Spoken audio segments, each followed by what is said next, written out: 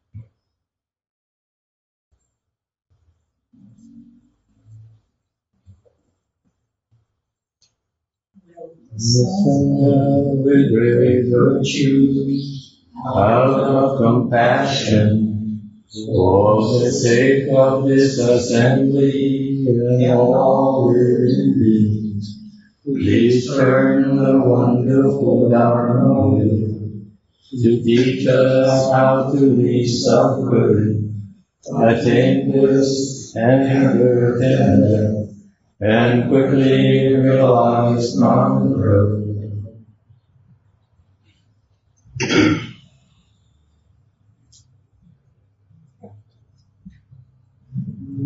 Chính đa đất Samadhi, huệ chư pháp huệ trí chế chúng sinh, thiên choáng nhau pháp luân, giáo đạo hộ lu hơ liao sanh vô sinh vì cố đời su trang.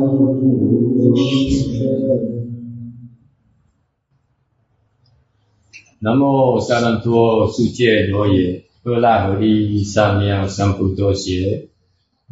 Nam mô Sa Nan Thua Su Che Đô Ye Phơ La Hờ Đi Sa Miao Sam Phu Tô Xie. Homage to the blessed, noble, and perfectly enlightened one. Nam mô Tát Đa Ca Tô Yada Yara Hara De Tam Yu Tam Bồ Đà Tọa.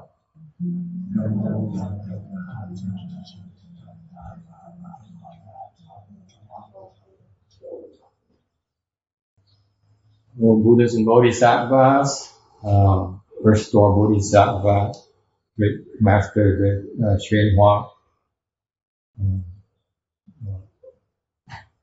venerable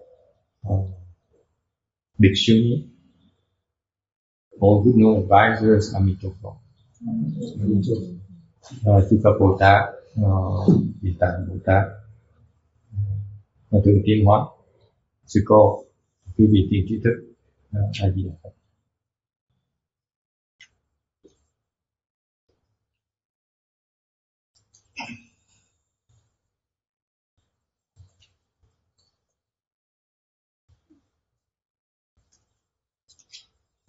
We have some new people here, two people here. Có hai người mới, thành ra mình vắn tắt mình tóm lại những lời mình học cả tháng vừa rồi, cả 3 tuần vừa rồi. So we can briefly summarize for these new people what we learned the last few weeks. This sutra, so far the Buddha is speaking the sutra, the Earthos Bodhisattvas Past Vow Sutra. He manifests his spiritual powers, emitting all kinds of light, okay, to draw people in the 9 Dharma realm to come over. And he uses sound to preach to them. Thì Phật giảng kinh này thì Ngài bắt đầu bằng cách dùng thần thông phát quang 10 cái đạo quang khác nhau để mà thu hút những chúng sanh từ chín cái cõi khác nhau để tới nghe pháp. Tới nghe pháp á, thì Ngài mới dùng những âm thanh khác nhau để giảng pháp cho họ. Thế là great spiritual power. Thế thần thông lợi dễ sợ không?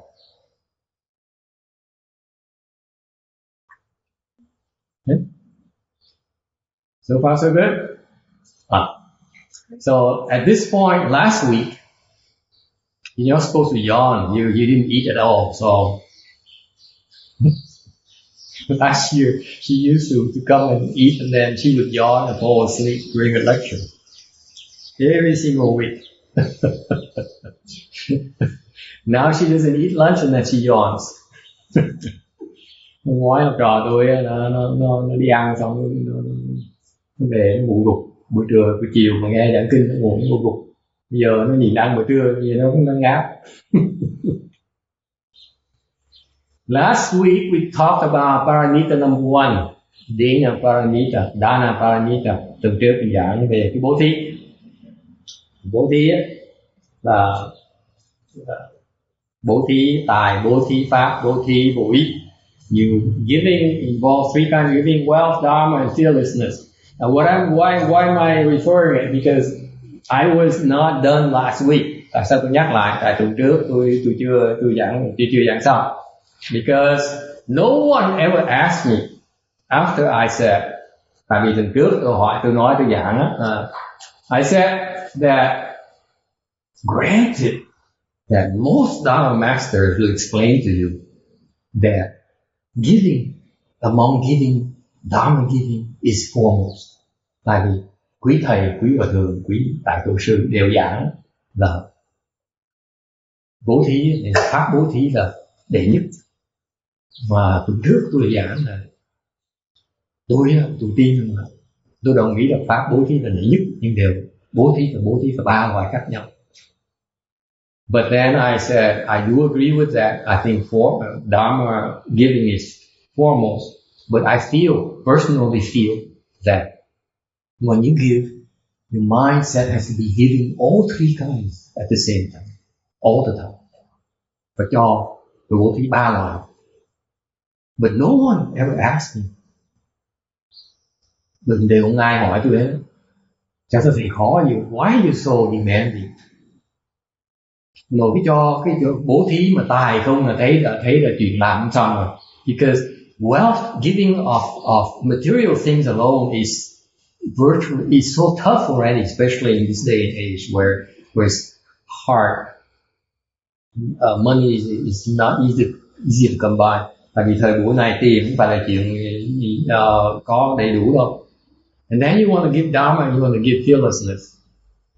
Rồi có phải dạy, phải cho thêm, bố thí thêm cái pháp, bố thí thêm vô ý. I'm giving an example. Tại tôi mới cho cái ví dụ là the example is this. Last week, someone did that. Tuần vừa rồi có người đang làm như vậy. Thành tôi mới nhớ sực lại là cái người đó đang giảng pháp cho tôi. Therefore, it dawned on me that person was speaking Dharma for me, was speaking about giving for me, gave me the answer. How can I dare talk about giving, doing 3 kinds of giving? Tại sao tôi lại đòi là tôi là chủ trương tôi là phải bố thí 3 cái? Tại vì người đó cũng đang làm cái đó. Because last week that's what this person was doing. Let me give you some background. Để tôi kể chị cho nghe. Cái người này là bà mẹ chồng không thích khổ, mà nhiều người dâu là lấy cái người con út của bà không thích. Thành có sự căng thẳng giữa mẹ chồng với người con dâu. Thành ra cái chuyện đó nó khó giải quyết như sao. Cái tuần vừa rồi cái bà tôi chọc với tôi nghĩ bên với coi câu nghĩ và tôi thích nghe để sợ bắt ngồi đợi chơi thì nó bà tuần vừa rồi bác sĩ khám phá là bà bị cái bướu, bị ung thư. Thành ra thường thì tại mình bà ấy ở bên ngoại quốc xa, tôi cần phải liên lạc lại gì thì mình nhớ được rồi. Cái bà này trò tôi quyết định là thành một cái bài diễn vọng cái bài vị chữ bình để cứu cho bà. Thì cái tác động trình cái bài gì này là cái bố thí 3 là cùng. Đấy, tại sao vậy? Got that? Okay. So let's move on to yes. Did you translate into English? Translation? Translation? Listen. Do you want to listen? You told us you were going to discuss it, and you did. You sure you want to listen to this? Yes. I want to hear what you said. I understood it perfectly. See? No need to translate.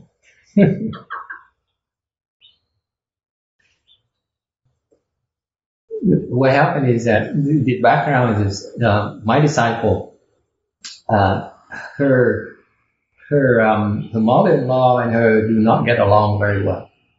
It's just like it's normal. It's kind of normal because she married her youngest, her baby, and now the baby clearly prefers his wife to his mother.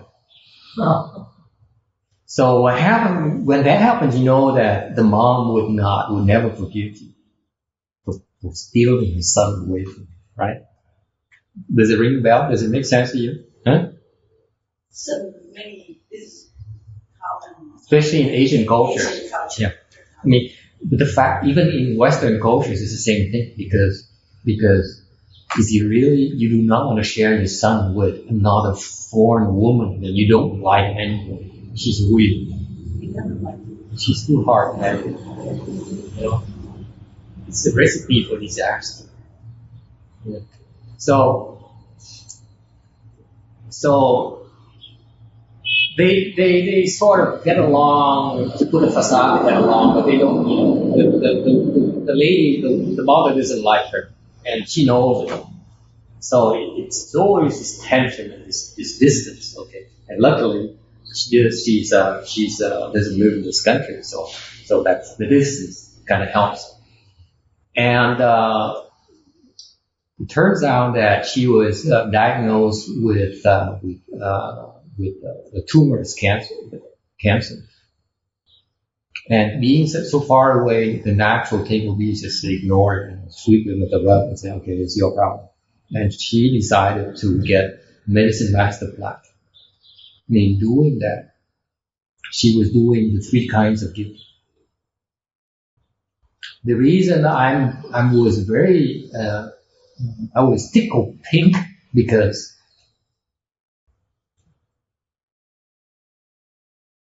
she did more than I expected.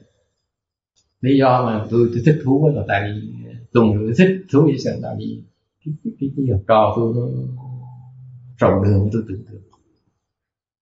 She exceeded my expectations.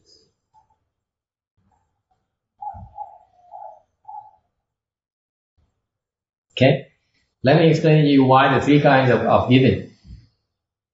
Giving a wealth, she's purchasing a plaque.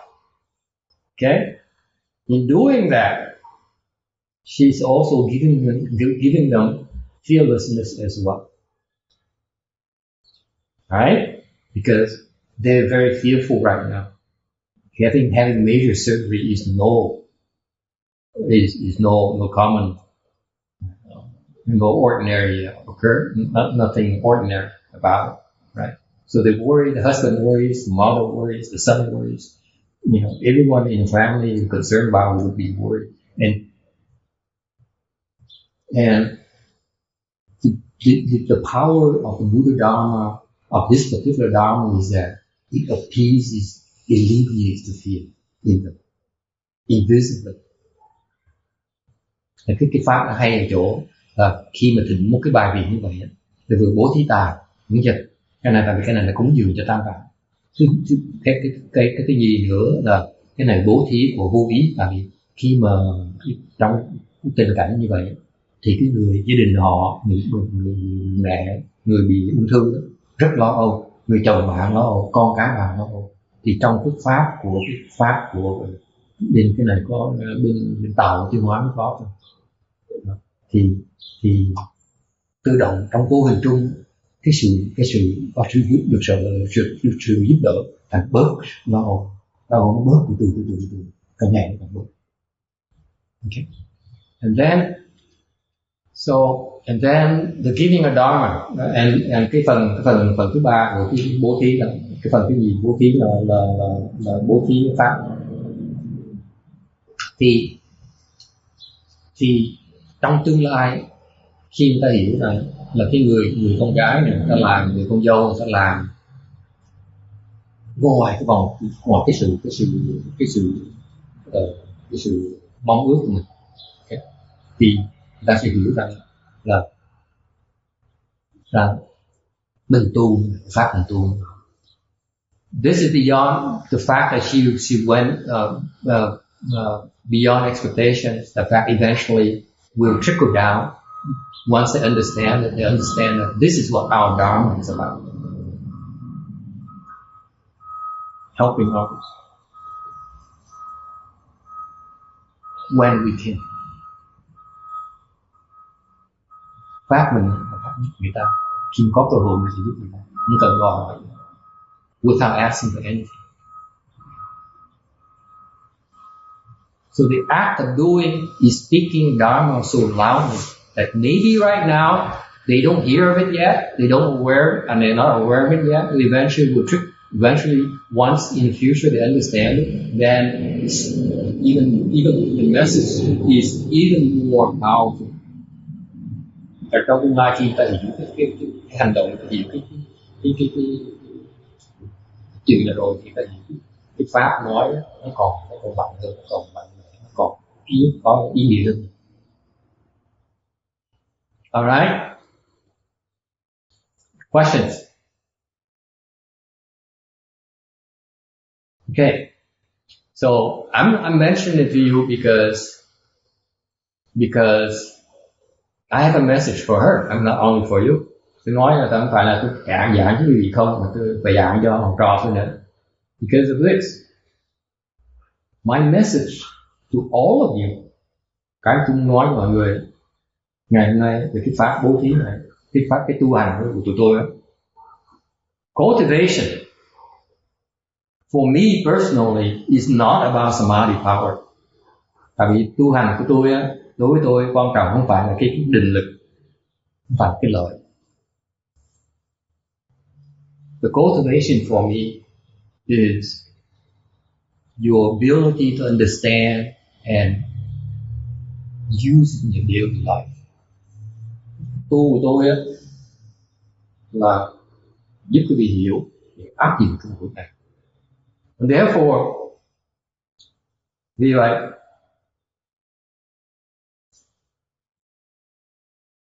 you don't understand my dharma. Quý vị không hiểu pháp tôi. Nó có nhiều cái trình độ khác nhau. There's many levels in my dharma and you're able to understand. If you think you understand my dharma, let me use the example to explain to you. Tại vì quý vị nghĩ là hiểu được pháp tôi, hiểu pháp tôi rồi thì nó có nhiều trình độ khác nhau. Nếu như mà if the next level, see, cái trình độ người ta hiểu được là làm cái hành động như vậy là có hiểu được cái phần của pháp rồi. She understand my dharma to a certain level. What's the next level? Trình độ thứ nhì là gì? Trình độ thứ nhì là she has to treat her mother-in-law the same way as she treats her own mother. Trình độ thứ nhì là phải đối xử với người mẹ chồng mình giống như mình đối xử với mẹ mình, con cái bà mà thương mẹ như thế, và sẵn sàng hy sinh cuộc đời, cuộc sống, cái mạng của bà cho mẹ mình, gia đình mình. That's the next level. If you understand my dharma to the point where you can treat your own mother the same way as you treat your own mother-in-law the same way you treat your own mother, then you understand my dharma at a deeper level. Nếu đối xử với người mẹ chồng của mình giống như đối xử với người mẹ của mình, là cái người này hiểu pháp rồi, trình độ cao hơn một tí nữa. Okay? And what's the next level? Trình độ khác là gì? Next higher level is what? Is that she can treat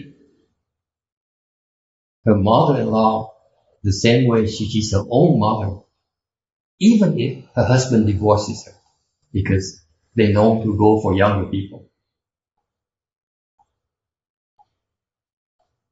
Trình độ khác nữa là tại cái gia đình này có vẻ họ có người đã bỏ vợ bỏ chồng để lấy người khác trẻ hơn rồi. Trong tương lai nếu mà vợ chồng mà bỏ đi nữa, bà cũng đối xử người mẹ chồng cũ này giống đối xử người mẹ. There's one more level. Còn trình độ khác nữa. There'll be next time. Làm sao mới nói? You have to earn it. Okay? Questions? Yes. Did you translate the level that you were talking about? Yes. Into English or Vietnamese? English. Did I translate it? Didn't I? Yes, you did. See? Slater would not let me off the hook that easily. It's representing your interest. Okay. Question? Yeah. Does this apply to all kinds of plaques that we? Oh, I forgot one thing. I forgot to mention that it also has one wonderful thing is that it will reduce enmity. Because even though they don't know about it, even if they don't know about the fact that they're receiving help, but invisibly, her self-nature knows. And it reduces the enmity towards her. Naturally, a bit like that.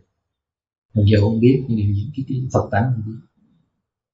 Thì Phật tánh biết thì cái hay của nó là từ từ bớt cái sự xung đột. Okay, so I'm bringing it up because that's one more application of that kind of dharma. Cái đem tới tại vì bên Tàu, because in the Chinese they have something called Yuan Jia Trai Chủ, quan gia trai chủ. Là bên tàu cái bài gì là bên vãng sanh đó. They have that for the rebirth flight. Okay, it's only for the people who are dead. Okay, có những người chết thôi, người sống sao giúp họ bây giờ? Cái này họ không giảng. Bên tàu có cái pháp là cái bài gì duyên thọ đó thì giúp người sống. Alright.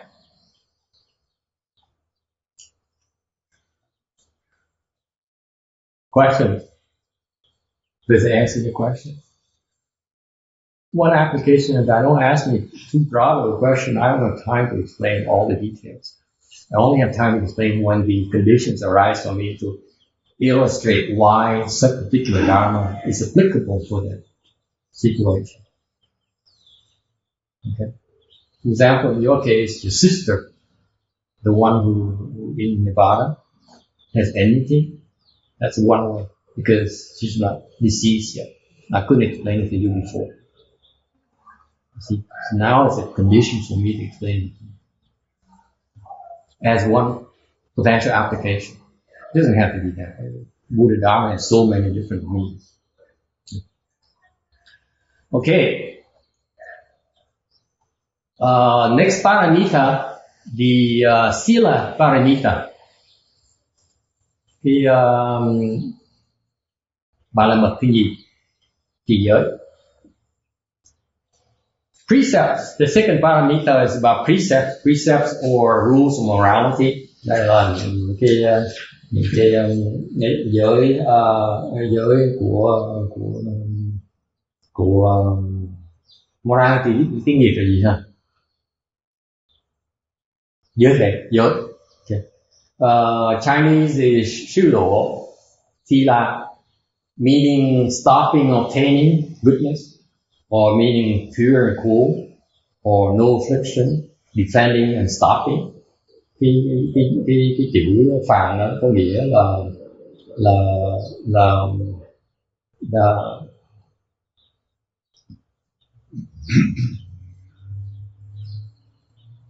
ngưng và chặn lại cái ác và đắc được cái thiền, hoặc là thanh lương, hoặc là nghiệp đạo, hoặc là phòng cấm. Okay. This is a very, very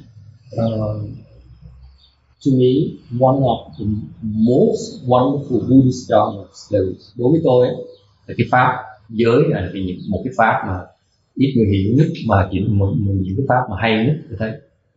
Because basically, if you're able to do no evil and do all good, then you got it made. Tại nếu như mình tới được vào cái cảnh giới là chư ác mạt tác, chúng thiện phùng hành, thì mình đã đắc đạo. Hoặc người đắc đạo từ đầu ra làm như vậy. Or conversely speaking, if you understand, you made it, that's what you do. Okay. And the morality, the precepts are the means for us to purify ourselves. And in purifying ourselves, we can certify to Buddha. Tại vì nếu như các pháp trì giới là cái phương pháp mà căn bản để cho giữ cái ba cái nghiệp thanh tịnh, giữ ba nghiệp thanh tịnh thì mình sẽ đạt được Phật pháp, đạt được Phật quả. Questions? Yes. You say hot affliction. Is there an opposite of cool affliction?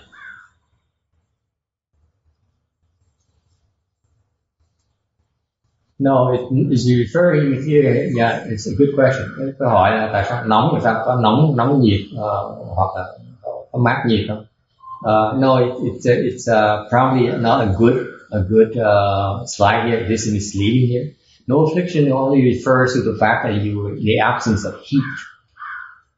no heat. Because affliction generates heat internally. Generates heat. Yes. Anger? Yeah, anger. Is it anger? Anger. Hatred? Hatred. Or greed. Họ hỏi cái đó là cái chữ cái vô nhiệt não này là nhiệt ở trong chữ nhiệt đó, là cái vô minh nó tạo cái nhiệt.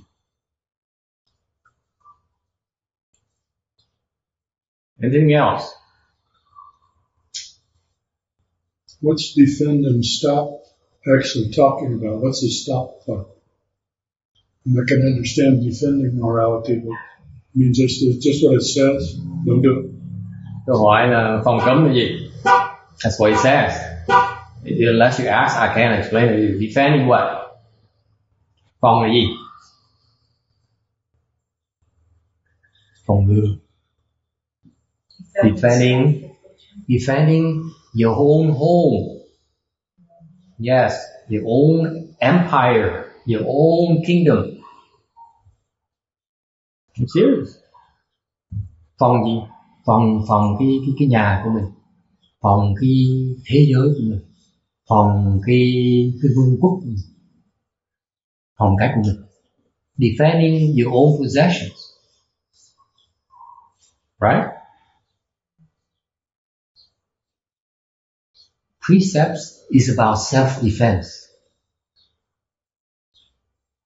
Cái trì giới là cái tự phòng vệ đầu tiên. Without precepts, you cannot build samadhi.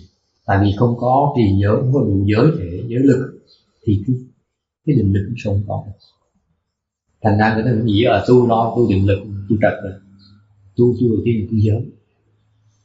That's why when we cultivate, nowadays they cultivate, they teach you about chant, they teach you about meditation, they teach you about tantras, dạy mấy cái mật, mấy cái thần chú. All those, the samadhi power built from those are built on a precept foundation. Những cái đó, những cái lực đó đều nương tựa trên cái giới căn thể, giới căn bản. Tại cái căn bản của giới mà nó trật thì những cái lực trên kia đều trật. Because if your foundation of all those samadhi powers is wrong, is erroneous, is made up of the wrong components, the top level is also erroneous, is also evil. And that's what Josefa has been trying to tell Josefa the last 4 years, last 3 years. Đó là tôi ý giảng cho đệ tử tôi, những cái bài buổi sáng bỏ.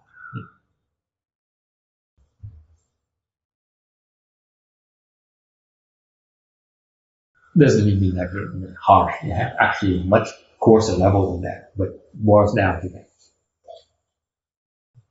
Okay, so that's defending. Đó là cái phòng.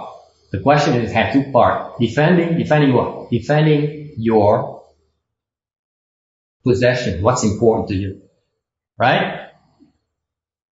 Defending is internal. Cái phòng là cái nội. Stopping, cái cấm là cấm ở ngoài vào. Stopping is stopping the external from invading you.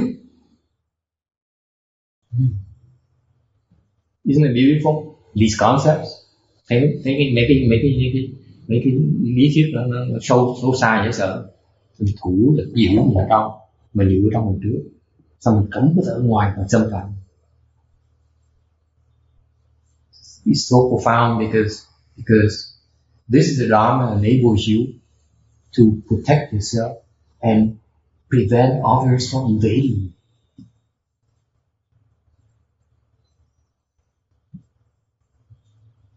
It's very lowest level there is. See, we are so attracted to the mantras and the spiritual powers, all those beautiful things, those visible things, those exotic things, and we forget about the foundation. before you can even manipulate or utilize all the skills you have, the mantras and Buddha recitation. Okay. The fundamental thing is that you should first be able to defend yourself and stopping others from usurping your domain.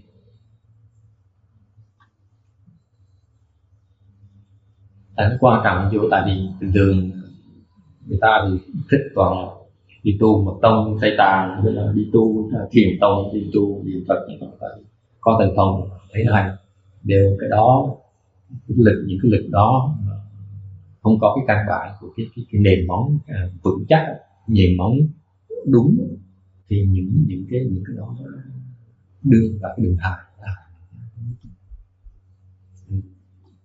Thành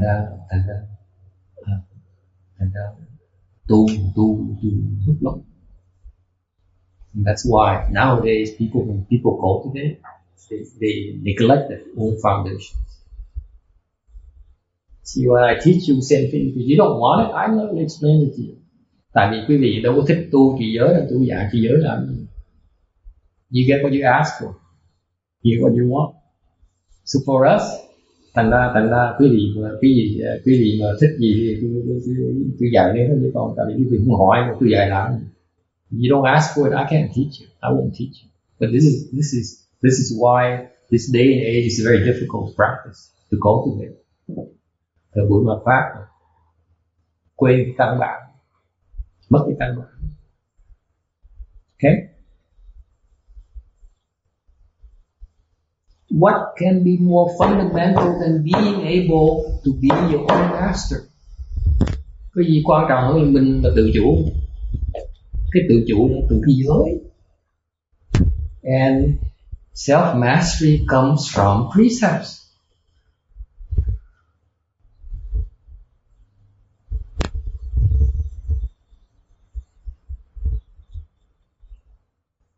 Questions? I'm only explaining to you 1,000th of 1%. Tôi giảng gì có 1/1000 của 1%. Why is that? No one wants to know. That's my case. Đâu ai muốn biết đâu. Đâu ai hỏi đâu. One question, two questions. And so far I touched 1,000th of 1%. Tôi giảng tại tôi hỏi 2 câu hỏi mới đủ có tí xíu rồi. See? Moving on. One quick more question. Yes. You said you are defending your possessions, your material possessions. We are not material possession. You're defending whatever you deem precious to you. Whatever it is. Just internal or external as well? Because you just described that as being everything. It's precious to the person. I'm asking the question because we're supposed to be drifting down in the direction of câu hỏi. That's a good question. That's a good question. That's a good question. Câu hỏi là mình phòng ngừa những cái của cải, những cái đồ vật chất của mình. Được trả lời là phòng ngừa những gì nó quan trọng với mình. I just gave you the answer. The answer is that in your mind, in your own mind, whatever is important, that's what you're defending. What is valuable to you? What is valuable to you? What's critical to you? What's important? But you should learn trả lời đó là attachment. là những cái gì mà quý vị thấy quan trọng đó mình phòng, mình giữ. Dạng mình thấy, for example, you feel that your house, you work hard all your life to pay off your house and your mortgage. It's part of your life, livelihood. This board is very important to you. That's where you spend a lot of your life on. It's worth defending, isn't it? Hàng như ông này ông có cái nhà, nó trả xong nhà rồi, thì không phải cái nhà nó quan trọng đâu. Ông ở nhà, ông sống ở nhà, right? So whatever is important to you. For me, I don't have a house, so it's not that important to me. That's right. Đối với tôi không có nhà thành cái chuyện nhà cửa đối với tôi không quan trọng. Thành mỗi người có quan trọng khác nhau. Whatever is important to you, that's what you might want to defend it. All right? But having attachments to the types of things that you just talked about is an affliction. That's number 3. Don't have them. And let go. Then let go. Yeah. Well, that no longer becomes important to you. Câu hỏi là nếu như vậy thì có những cái chấp trước như vậy thì cũng phải đó là cái phiền não thôi. Nếu thấy được phiền não thì bỏ nó đi, thế đâu còn phiền não nữa. Isn't it beautiful right there? Yes. Cái đó là hay không? Mình thấy phiền não nó mà còn chấp trước thì thả chấp trước là hết phiền não và mình không cần đi mình phòng người hết rồi. Now you have one few thing to defend.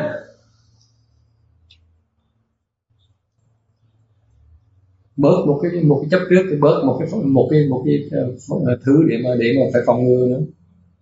Không phải nó nhẹ hơn. Isn't that's the beauty of the Dharma right there. Cái pháp nó hay vậy đó.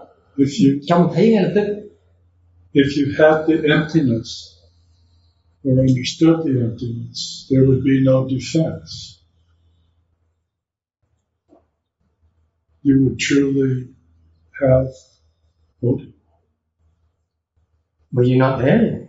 Well, no, I know that, but I'm saying, I understand that.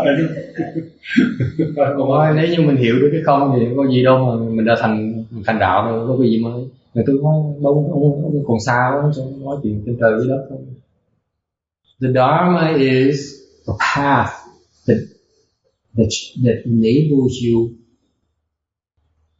gives you hints and insights on how to get there. Cái pháp là giúp mình hiểu bằng cách nào tới đó. If you're there already, then you don't need to be here.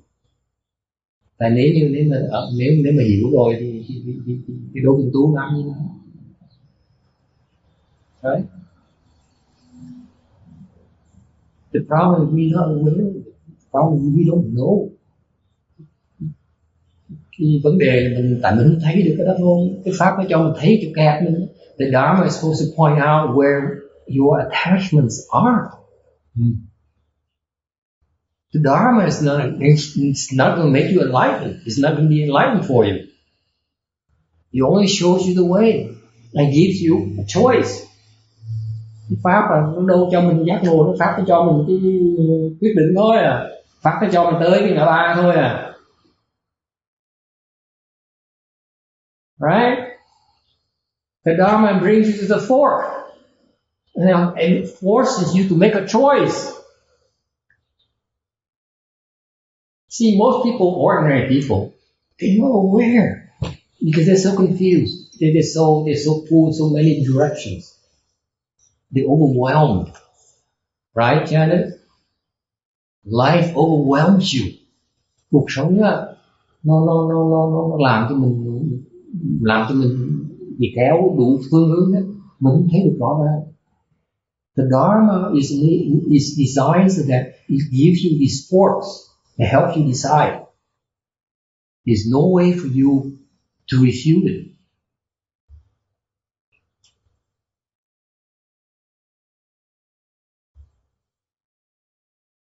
That's why we cultivate, we build our Kung Fu so that we maintain a clarity of mind so that we choose the right fork every single time we face with a decision. Bởi mình tu, mình luyện, mình chú trọng cho cái định lực, mình để cái trí óc mình nó sáng suốt, nó rõ ràng. Tại vì mỗi lần mình tới, mình gặp những cái ngã ba đó, mình chọn đúng đường. Because if you choose a wrong fork, you have to start over again. Tại nếu chọn trật thì phải bắt đầu lại. No one's going to imprison you, okay? Nothing to worry about, Amy, okay? We're not going to put you in shackles and put you in prison for the next 25 years. And by the time you get out, then, no one wants you anymore. It's not like that. Pháp không phải như vậy. Pháp không phải là nếu mình làm trật một cái là mình bị đọa hoài, là mình bị kẹt suốt đời 25 năm đời bị tù 25 năm.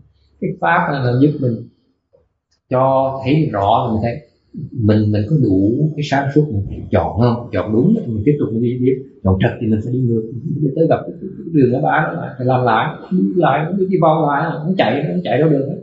Because if you choose the wrong fork, make the wrong choice, you have to come back and face the test again until you pass. That to me is what cultivating is so fascinating. So, bởi vì tôi tu nó thích thú vậy đó, tại mình có nhiều cơ hội lắm, có gì phải lo hết. Mình chỉ lo là mình bỏ cuộc sớm quá thôi. The only thing you have to worry about is to quit premature. Because the test is there for you. The Dharma will keep on pointing out to you, bring you to those forks, and you have to face them. And every time you make the right choice, you progress.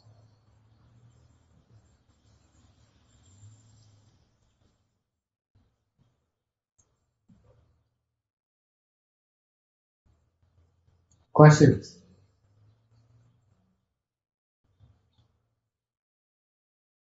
No?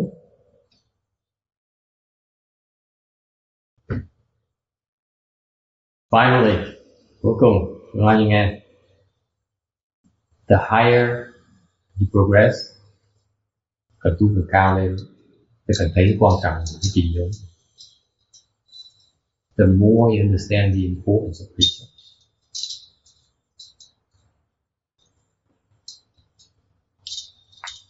Tại sao vậy? Nói một cách giản dị đi. To speak very, very plainly. Precepts help you get what you want. Phải muốn những cái gì mình muốn đó là cái trì giới sẽ giúp mình đạt được. It's only when you when you break precepts is when you get in trouble. Khi mà mình phạm giới là lúc mà mình bị kẹt, là mình sẽ càng ngày càng bị kẹt lên. Think about it. Yêu cầu quý vị nghĩ về chuyện này, suy nghĩ về, quán nghĩ về chuyện này. I ask you to contemplate your daily life. Yêu cầu quý vị quan sát một ngày mình sống. Every time you get into trouble, it's because you break some precepts somewhere. Mỗi lần mà mình bị lộn xộn, bị lũng củng là thành mới phạm giới. Think about it. Why? Because of stopping. Tại sao vậy? Tại vì cái đó là cái phần cấm. Hôm nay hỏi, see, you guys don't ask the right question. I sit here, biting my tongue, say, could someone please ask me the right questions so that I can explain more? But if we don't know, Master, how do we know what to ask? That's why it takes a lot longer before you can ask the right questions. Không phải không biết cho hỏi được, phải kiên nhẫn tu tiếp tự động sẽ hiểu thôi. The stopping here. You see, guys, the stopping is critical because it shuts the window. It's your windows. If you open your windows, the thieves will come in. They can't steal from you. If you shut the windows, đại thế mình chặn nó được, mình cấm được, mình không vào được, mình không mở cửa sổ nó vào được. You have whatever you have is important to you. They can't take it from you unless you invite them in. You cannot lose anything unless you invite them in. They can't steal from you. Nó không thể cắp được nếu như họ không vào.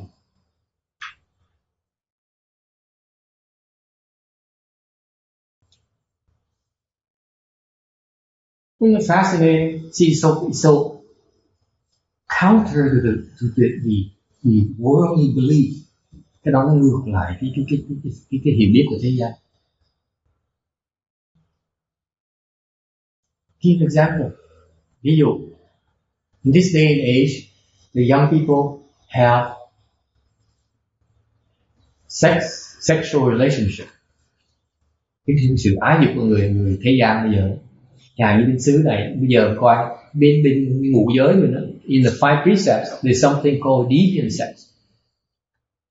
Ngũ giới có gọi là cái tà dâm, là không có lộn xộn với người không phải là vợ chồng mình. So you do not have sexual relationship outside of marriage. Okay.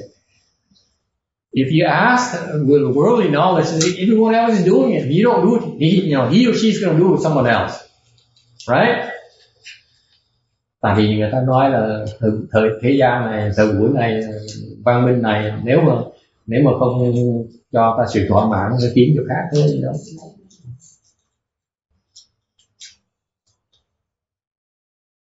And that's why they don't stick together. Tôi trả lời là tại vì như vậy nên trước sau người ta cũng giải tán, người ta ngồi chung với nhau. Because tại sao vậy? Why is that? Because you create the seeds for self-indulgence. Tại quý vị đã tạo trồng cái nhân duyên cho tự thỏa mãn. What makes you think after you get married that's gonna stop? Tại quý vị, nếu quý vị nghĩ là sau mình lập gia đình rồi mình sẽ ngừng cái chuyện lăng nhăng nữa. Bây giờ mình trồng cái nhân duyên nhân dân. Right now you plant the seeds for self-indulgence. That's not going to change after you get married. I don't think. Unlikely.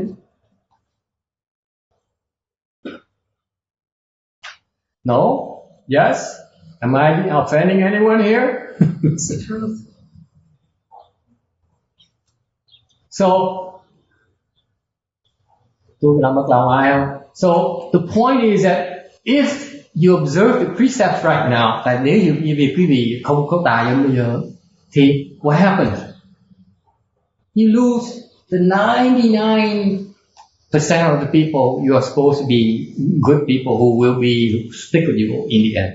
Tại chẳng hạn mất bao nhiêu người đó mà trước sau mà lập gia đình nó sẽ bỏ mình đi, right, Janice?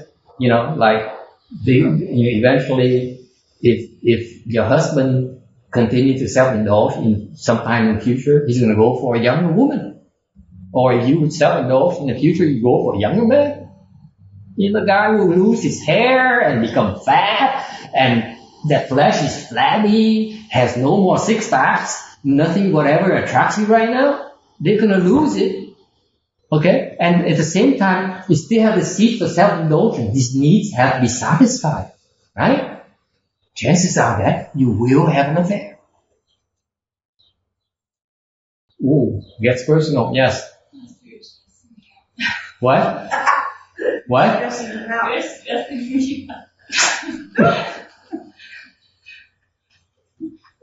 Tôi mới nói là tại vì nếu như chẳng hạn mất cái bây giờ, còn nếu không mình lập gia đình rồi mình trồng cái nhân duyên rồi đó, họ phải tự thỏa mãn luôn. Trong tương lai họ sẽ bỏ mình đi. Chọc đệ tử tôi nói chồng mày trong tương lai là nó nhìn nó bỏ mày, nó kiếm một vợ bé là nó trẻ hơn, nó đẹp hơn, nó thon hơn. Không nó mày vừa già vừa xấu, vừa tóc bạc rồi. Hoặc ngược lại, nếu mày không lo thì bữa nào mày nhìn chồng mày cũng hói rồi mập thù lù. Mày kiếm một trai tơ vui hơn. See, so you're creating all these conditions for you to get in trouble in the future. Right? Isn't that our economy? What? Isn't that in our economy? Không phải chuyện thường nhiên nữa.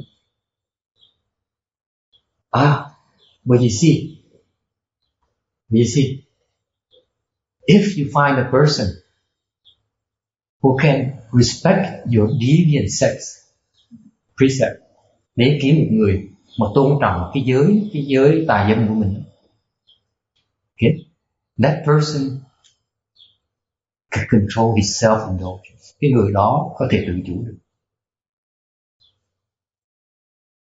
Chances are that the person will not leave you, will stick with you.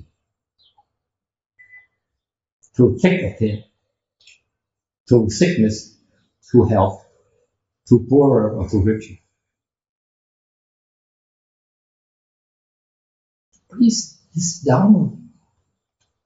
Dharma exposes these types of people. That's what's so beautiful about it. Cái pháp nó hay gì đó. Tại vì cái người tôn trọng được cái giới tài dân mình, cái người đó sẽ trong tương lai sẽ, tại cái người này không có biết tự kiềm chế được, tại trong tương lai sẽ ở với mình, sẽ không bỏ.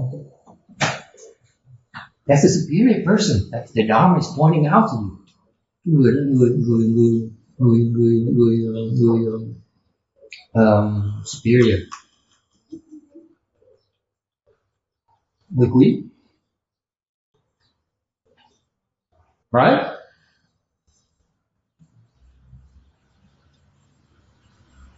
Silence.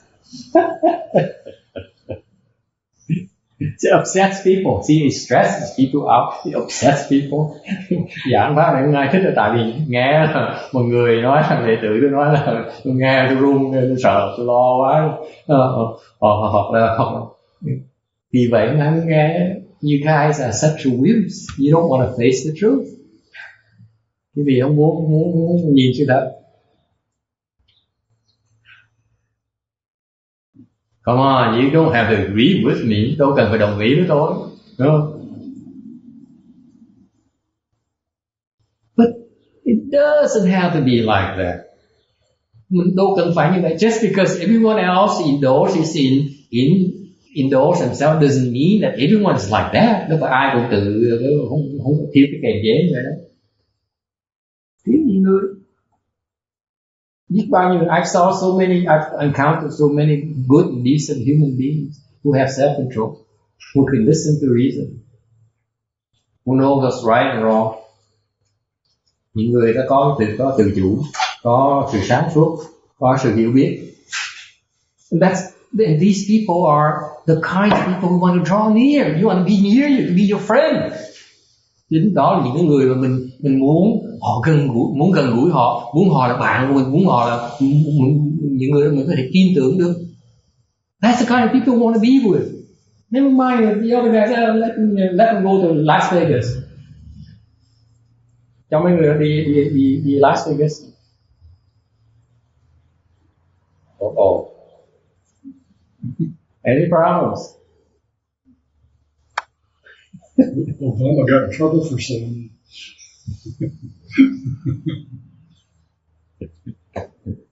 Won't be the first time for me. All right. To me, see, you guys don't appreciate it. See, my disciple gets stressed out. Mấy người không thích cái pháp, tôi thích, tôi mê pháp. I love this Dharma because I don't have to do a thing. Tôi thích cái pháp này tại vì tôi không cần làm gì hết á. I do not have to do a damn thing. It's them who are after this. You guys are weird. You're so weird. See, they are one who are rejecting me. Tôi thích cái này tại vì mình không có tác động gì hết. Mình ngồi im thôi. Người ta là người ta chủ động đó. Cái ông này điên, cái ông này, cái bà này điên, tại sao thời buổi này mà con lo cái chuyện không có tài giống. Come on. Grow up. See, they are taking all the initiative. Say, rejecting you, saying you are so old-fashioned, you're so stupid, you're not worth it. So you don't have to reject them. Mình không xua đuổi người ta đâu. Chính người ta xua đuổi mình. Chính người ta coi thường mình. Mình im thôi. They what? They're not coming in. Không vào. Ta không bỏ mình. Ở trên. See the beauty of the Dharma right there? You do nothing. It's they who are making all the wrong moves.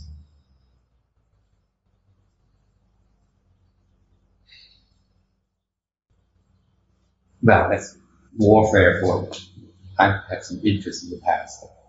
I was đấu, thắc mắc về cái đấu này. This is the beautiful Dharma.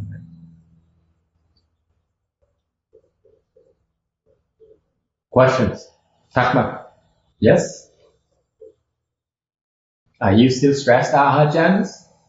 Yes, stressed out for a while. For a while, yeah.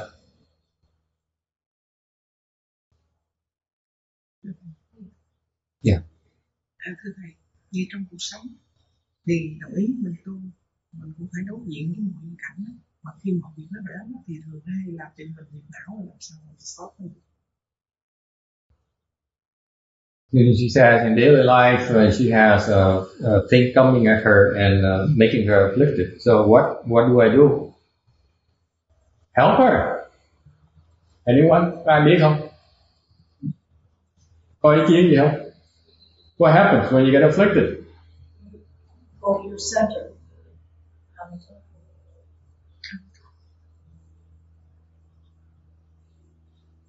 See? Word of wisdom. Meditate on it. See, word of wisdom right there. Meditate. What if you can't meditate? Thế phải trả lời không? Vào đăng đi. Có pháp vào đăng đi nghe không được. Rút vào đăng đi. Thủ. Thủ là gì? Cấm. Pháp cũng hay như vậy. See the beauty of Dharma right there, the word of wisdom right there. As soon as you become afflicted, what do? Draw back into your down here. And God, guess what happens? They can't come in.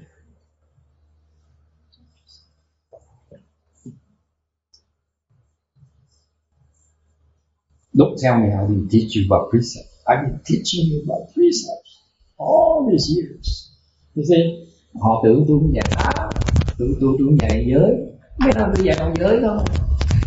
Đây nè, giới đang đi. The precept of your darn dear.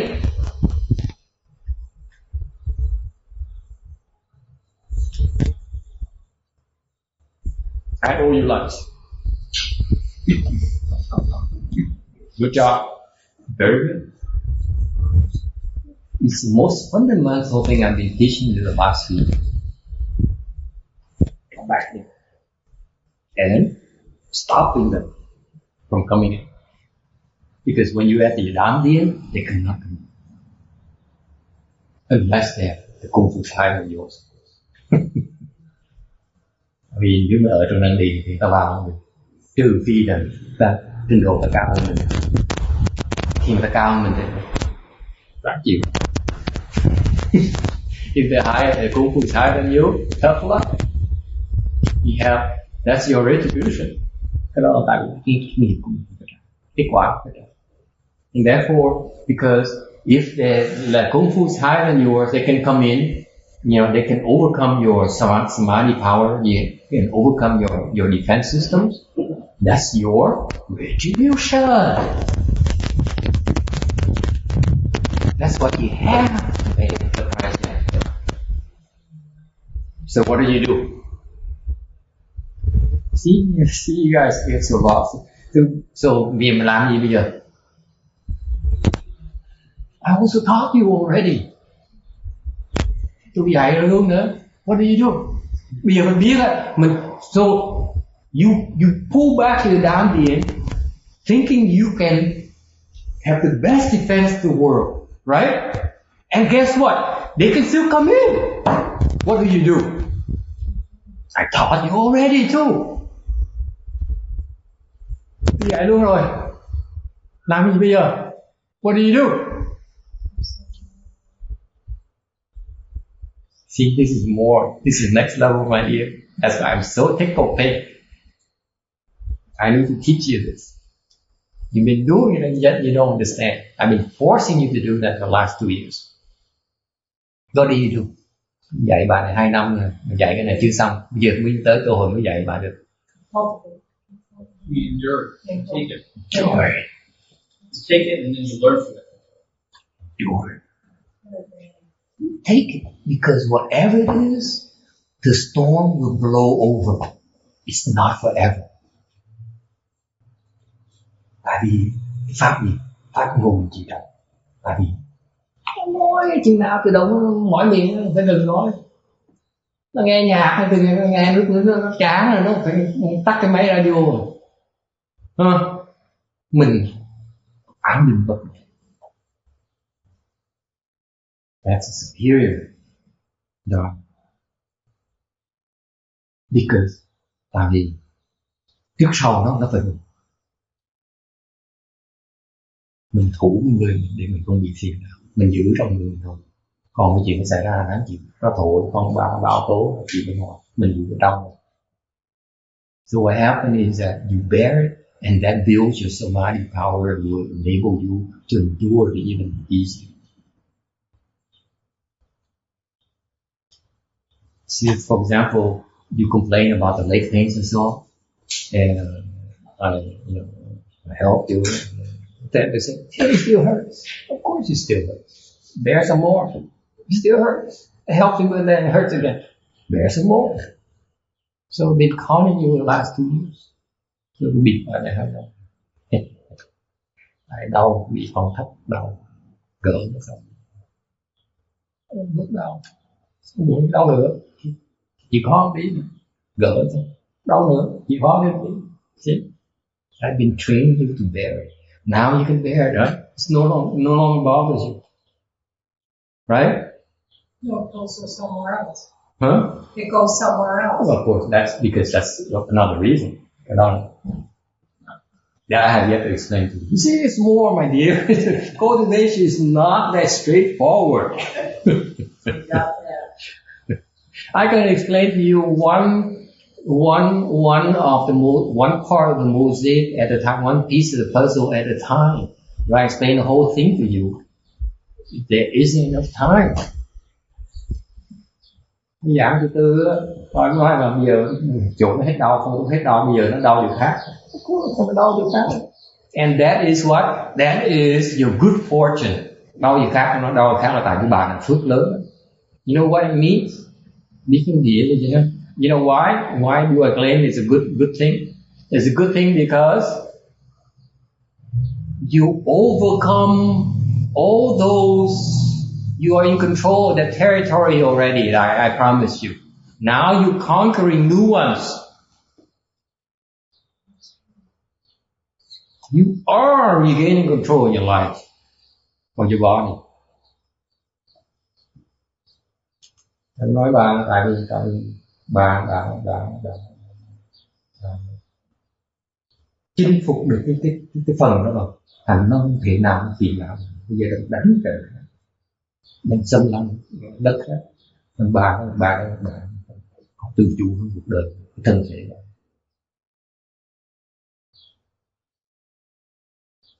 Okay?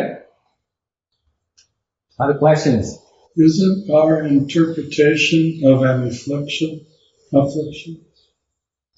just a turbidite anyway? And therefore, if seen like that, it should pass, even though it's a karmic affliction. You try to understand too much. You're making the same mistake as Danny has been making the last few months. Hỏi cái câu hỏi lui tới là tôi trả lời thẳng tắt tại ông hỏi ông cũng óc cũng chưa sáng, ông hỏi bậy đó bạn. Tại hai tôi nói là ông suy nghĩ hơi nhiều. You try, đang cố gắng hiểu. Cố gắng quá, thành ra đang vọng tưởng. You try to understand too much. Motivation. I want prajna, I want wisdom. Now, you see, prajna doesn't exist. Ông hỏi gì đến bát nhã, tôi nói bát nhã không có gì hết. Prajna is nothing. It's nothing to understand. Không có gì để mà hiểu về bát nhã hết. Bát nhã is a state. Bát nhã là một cái cảnh giới, trong đó không có gì để mà hiểu hết. If you have prajna, then you have no more need to understand. But won't that be the last thing I know about it? There's no knowing. Well, no, but I know. But getting to the point that you just described will be the last thing I know about it. No, Go away. not at all. You're not going to get it. You get prajna by getting rid of the I that wants you.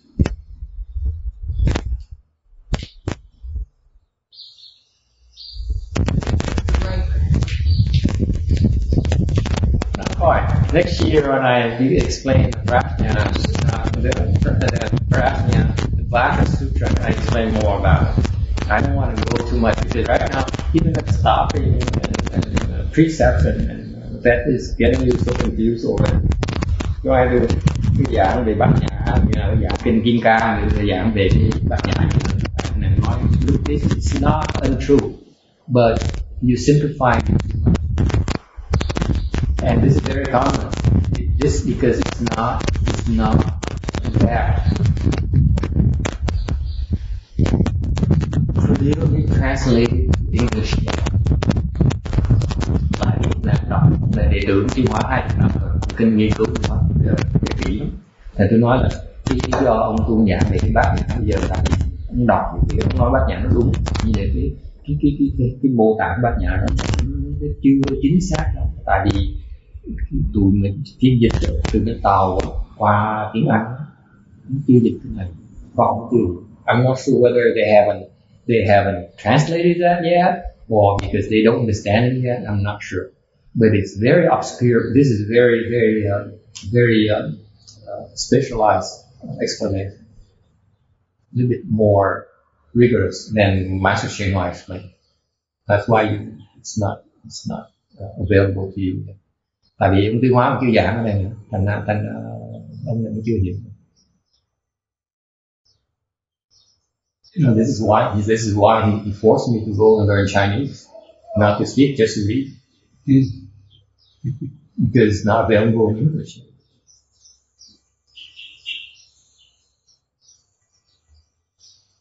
Questions?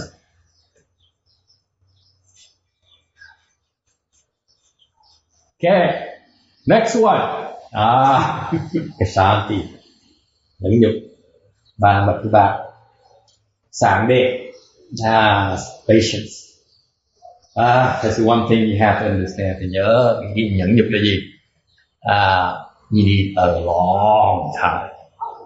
This is a dharma that you need to take the time. Cái pháp này là mình cần nhiều thì giờ. Đừng nghĩ là tôi pháp bạn nhẫn nhục ba la mật này, pháp nhẫn nhục này 5 phút là xong rồi. A while ago, before as a precursor to before we started speaking the sutra, we was telling them about the nature of how women learn, how men learn. Women about 5-minute attention span. Okay, and that's why they have no patience. That's wrong. It's the other way around. The men have no patience. Women do. Tôi chọc họ là bà được có 5 phút thôi. Dưới bà nói không, đàn ông thì có 2 phút à. 5 phút à. Right, you are. Just be patient. Be patient.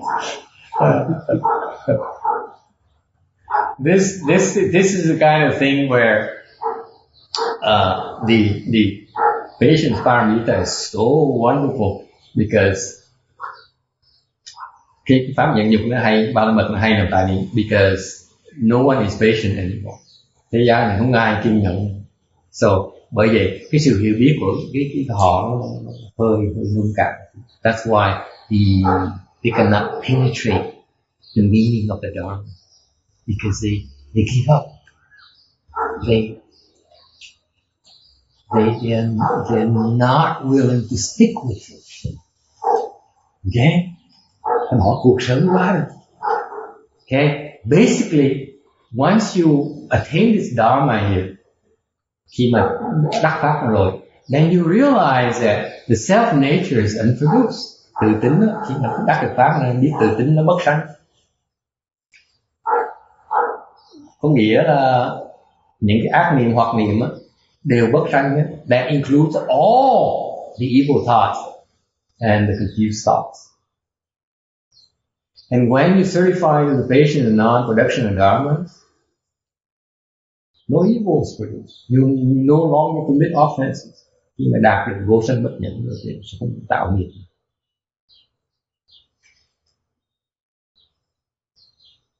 Question. See, this is very, very deep. I don't expect you to understand yet. But we all helping you plant the seeds for you to understand the future because it takes many repetitions. Độ nghe khó hiểu, nghe khoảng chừng vạn lần, about 10,000 times, and then you probably would catch on. It takes time. Didn't I warn you? Cần thời giờ lắm, nghe nhiều lần lắm.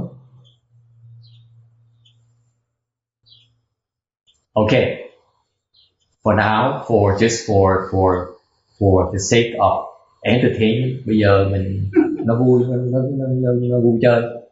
Thì the Bodhisattvas have two kinds of practice. Maybe Bồ Tát. I say entertainment because who am I to talk about Bodhisattva dharmas? Okay, tôi nói vui chơi là tôi đâu biết gì pháp Bồ Tát đâu, mình dám nói. Là mình dám nói mình nói trước là pháp vui chơi. Okay, so you shouldn't take my instruction seriously, my information seriously. But the Bodhisattvas, they have two kinds of practices. Như Bồ Tát có hai cái loại pháp khác nhau, họ tu pháp nhẫn khác nhau. Cái sanh pháp nhẫn, they practice the production of patience. Okay, they obtain. That's how they accrue blessings and virtues. Họ tu, những Bồ Tát khi họ tu cái sanh nhẫn ấy, thì họ tích tụ được những cái phước. Agree with that? And then on the other hand, when they practice the non-production of patience, they obtain wisdom. Khi mà họ tu cái vô sinh nhẫn thì họ đạt được trí huệ. Vì hai bên nó đều để họ thành công. Mọi việc sẽ sự như sở nguyện. You Vietnamese young people, do you understand what this means? Everything as you wish. Okay. Any questions here? Yes. Some examples. Examples? Okay, example. The Bodhisattvas. See, Bodhisattvas are like you and me. Mấy Bồ Tát giống như mình vậy đó. They understand that for them to continue to progress, họ biết rằng một khi họ muốn tiếp tục tiến bộ, it requires a lot of blessings. Thì họ cần rất nhiều phước. That's why even though they become enlightened, mặc dù họ đã giác ngộ rồi, they still need to continue to produce and accrue blessings like crazy. Họ vẫn cần phải tiếp tục tích tụ những cái phước, mà thiệt ra những cái phước mà họ cần này cần nhiều hơn lúc trước nữa. Because the blessings, the amount of blessings and virtues they need for the next level is so much more than they ever had before. That's why they work their butts off. Như vậy họ làm việc dữ. If you think that you have to put in 16-hour work week, tại quý vị nghĩ quý vị làm việc 16 giờ một ngày, 16 days an hour, 12 days to 16 days an hour, một ngày làm 10 đến 16 tiếng. Bây giờ thường ai làm như vậy? The Bodhisattvas put in 24 hours a day. Nên Bồ Tát ta làm việc 24 trên 24, 7 trên 7, 7 days a week. That's why they are Bodhisattvas. And that's why they obtain limitless blessings and virtues. Vì vậy, họ làm việc như vậy 24 trên 24, 7 trên 7, vì vậy họ được vô lượng phước đức. Okay, but at the same time, if you only plan blessings alone, you're gonna run into problems. Tại nếu mà trồng phước không, thì có thể bị có nhiều vấn đề. Because that's why the Bodhisattvas also at the same time practice the non-production patience. Vì vậy họ, những Bồ Tát họ tu luôn cái vô sinh nhẫn. Okay, để mà tu huệ. So what's the example? Cái ví dụ là gì? Production patience. What's that? To obtain blessings and virtues. It will work for you. Họ làm việc cho mình, họ phải cứu mình. Bồ Tát phải cứu mình. The Bodhisattvas have to come and help you. That's how they accrue the blessing. Vì vậy họ mới tích tụ được phước đức. And then They seek out a teacher. Họ kiếm thầy, tìm tri thức. Who teach them, who can help them overcome their obstructions. Giúp họ gỡ cái kẹt của họ. So that they can do chant or recite the Buddha's name. Để có thể họ có thể được tu thiền hoặc là niệm Phật. And by working in the công phu, khi họ tu niệm công như vậy, họ mới mở về. That's how they unfold the wisdom.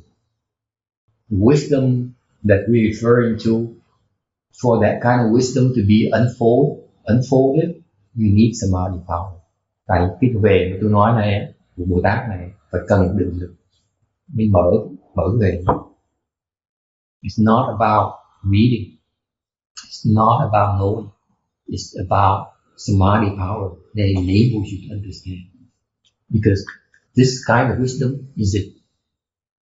You know, you understand it, or you don't understand it. You do not use the thinking mind. Tại cái về này á, mà Bồ Tát này đang luyện cái huệ muốn mở cái huệ là cái huệ mà mình hiểu và không hiểu không.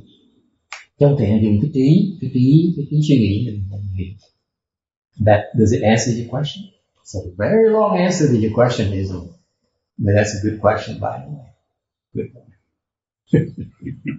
Thank you. See, precisely the point is that the samadhi is cái quan trọng của cái định lực như vậy.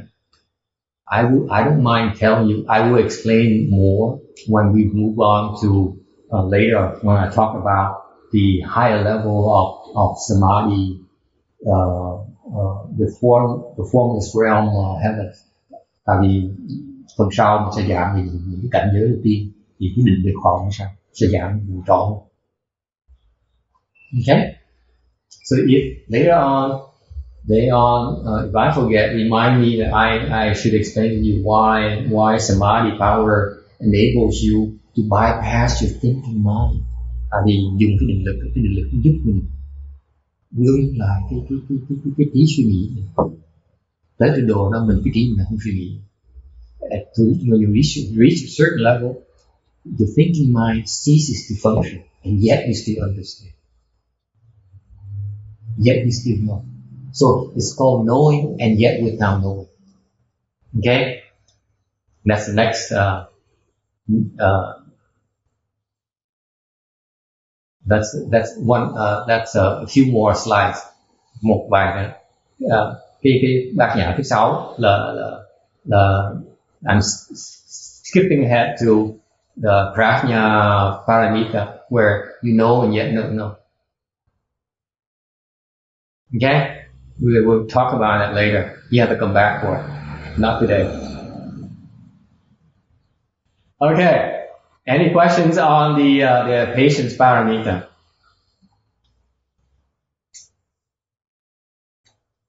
Oh, way over. Yeah, it is, because I don't understand how, if you reach that point of the practice of production of patience, what could you possibly have to wish for?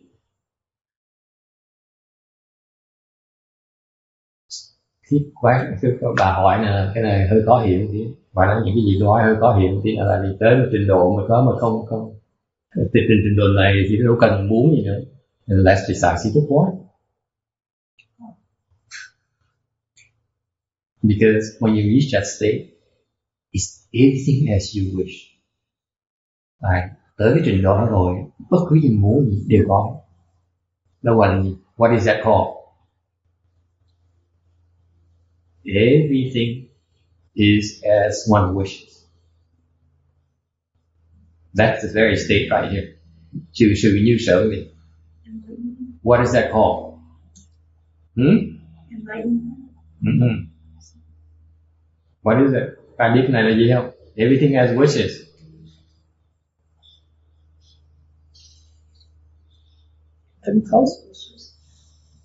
Spiritual power. The ultimate one. cái thần thông tối cao nhất. Right now, whatever you want, you have to work for it. You have to go out and bust your butt working, you know, and customers complain, your boss complain. I don't have enough money to pay you, give you a raise this year, anything. Bây giờ đi làm việc là phải làm cực khổ dễ sợ, chủ la rồi khách hàng than phiền. Right? You go home, so you work so hard to get the money so that you can afford it, right? Bởi vì mình làm cái tiền để mình mới mua những cái đồ đó. When you have this kind of spiritual power, khi mình có được cái cảnh giới này, muốn là có. You want a diamond necklace for your gorgeous wife? It arrives. Okay? Tại trong cái cảnh giới nếu mình muốn gì là đều có. Cái phước nó lớn như vậy. This is because why is that? Tại sao như vậy? Because of your latent blessings. Tại vì cái phước nó lớn như vậy, mình không cần làm việc nữa. If you have to work for it, then your blessings is not that great, right? What happens if you have to work for it and you still don't get it? It's even worse. That's always a worse one. What happens? You're not patient enough. Không phải là trường hợp mình làm việc cực nhọc, mình vẫn cũng được nữa. Làm sao bây giờ? Chưa đủ kiên nhẫn. Because if you're patient enough, you will get it.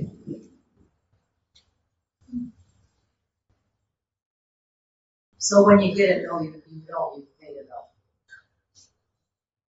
It comes in stages. Nó có từng trình độ. When you reach in the heavens, tại vì cái vị if you sinh vào cảnh giới tiên, will be I'm ahead of myself and going ahead of myself here. Because trong cảnh giới tiên đó là mình muốn gì đều có hết. Muốn áo rồi muốn áo nó tới, muốn đồ ăn nó tới. In the heavens, whatever you wish, it arrives. Food arrives when you're hungry. You don't ever need to wash your clothes. That's what the blessings. But that's a small kind. It's a lower form blessing. This kind of blessings, cái phước, cái đó là phước loại phước thô, cái tầm thường. Any objection? Okay. Không ai làm gì. Okay, never mind.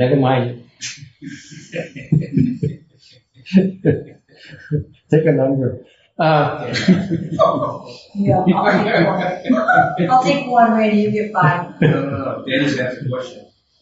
Cái mà everything as you wish is it. Cái what I'm referring to, cái sự như sở việc này là you have your own Buddha land.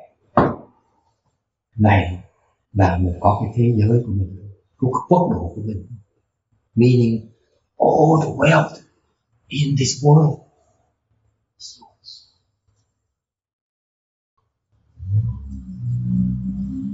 Trong cảnh giới này, những cái mà quý báu nhất trong cái quốc độ này của mình. Now you get so excited over $10,000. I win the lottery. Hallelujah! Praise the Lord. All the wealth that you can ever imagine, multiplied by 1 trillion times, and you don't stop until the end of time. That's gonna bless you.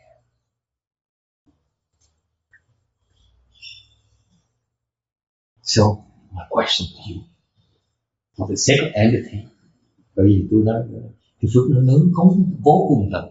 Bởi vì tôi nói ngày nay là nói chuyện vui chơi tại sao? Ask yourself, are you a small thinker or a big thinker?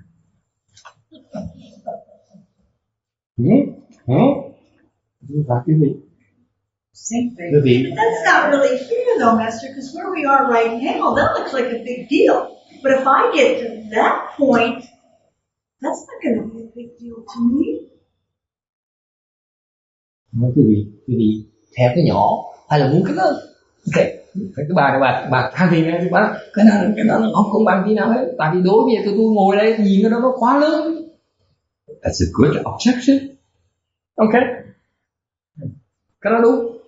But I got to get there first. sao thì theo nó tạm thời thôi. It's like daydreaming. You see. See, this is why you are so confused. This is vì quý vị có vẻ hơi bị tối tăm. Because what I'm trying to point out to you, okay, phải nói quý vị thấy á, it's all a matter of where you set your sight on. Đó, quan trọng là mình muốn cái gì. Because nếu như quý vị chỉ muốn cái nhà ở Beverly Hills thôi á, thì đi làm việc đến đây. Because if you only are shooting for a house in Beverly Hills, you have to keep on busting your butts. That's the way to go. But if you want to go for the bigger picture, nên ngược lại cái gì muốn nhiều hơn nữa, thì phải dùng pháp khác. You have to use a different approach. Because the approach, the worldly approach can bring you to a house in Beverly Hills. It may be a Learjet, but cannot bring you spiritual powers, does not allow you to accrue that kind of blessings. Right? That's my point. Either you say, the blessings are hogwash, I don't believe in this, that someone can be so rich. Okay? Right now I'm struggling to make ends meet. I'd be so happy if I die in my bed in a house in Beverly Hills. Why? It is true. You're creating your own truth.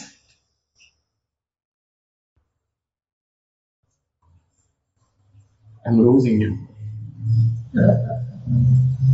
Mất hết không ai tới. Cái đó là tại vì mình mục đích nó thấp quá. Okay, so it's all a matter of where you set your sight on. And number two, whether you will work for it. Cái phần thứ nhì á, là một khi mình quyết định cái mục tiêu rồi, đặt cái mục tiêu rồi, là mình bỏ biết bao nhiêu thì giờ với là sức lực để mình đạt cái mục tiêu đó. You can't say that I want this, I want that, and not work for it. It doesn't work like that. Một khi mình đạt mục tiêu, mình phải làm việc chứ. Mình không đi xong tới mục đích được. If you don't walk towards it, you will never get there. Right? That's the message. And number two is that nếu mà không đi, không phải đạt được phần thứ nữa. Let me ask you the question. Let me turn the table on you. Okay? Tôi hỏi ngược lại.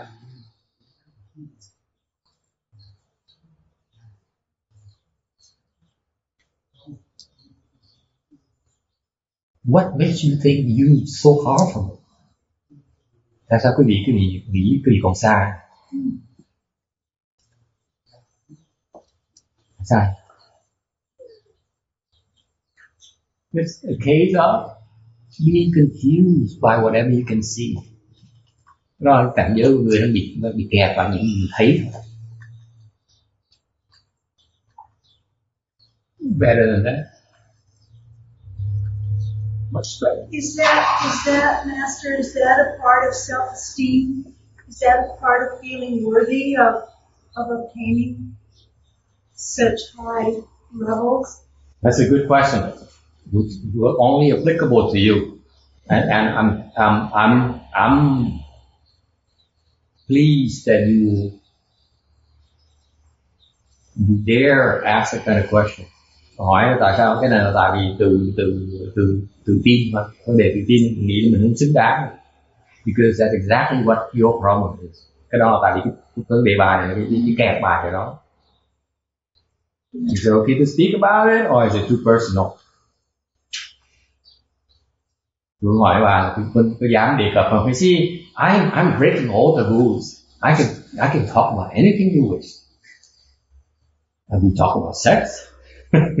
Tôi nói tôi không có gì cấm được hết. Hồi nãy tôi nói chuyện tà dâm, dám đem thời buổi dám đem chuyện tà dâm ra thị bác. Tôi có điên mới dám làm chuyện đó thôi. I gotta be crazy to be talking against sex. Alright? Or about sex. Look at my head. See, what do I know about it? And now I'm asking you about her. Okay. And now your problem is that you've been conditioned all your life by the men to train you to serve them. You're not worthy unless you serve me. I'm the master. That's how they've been training you. Yeah. Thẳng với bà, cuộc đời bà này, những người đàn ông xung quanh bà, cuộc đời bà nói cái giá trị bà ở trong sự bà phục vụ cho những người đàn ông kia.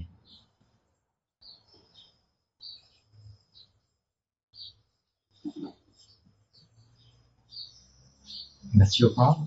You believe it. Bà tin họ. Yeah. You believe them all your life. Yeah. Why? Because they gave you all these small things. Tại họ cho bà tiền, praises. Oh, good job. Oh, here, $500. Here, go buy yourself buy some earrings. Oh, I like your perfume. Oh, I like your dress. They've been conditioning you all your life. Now you are simply the slave.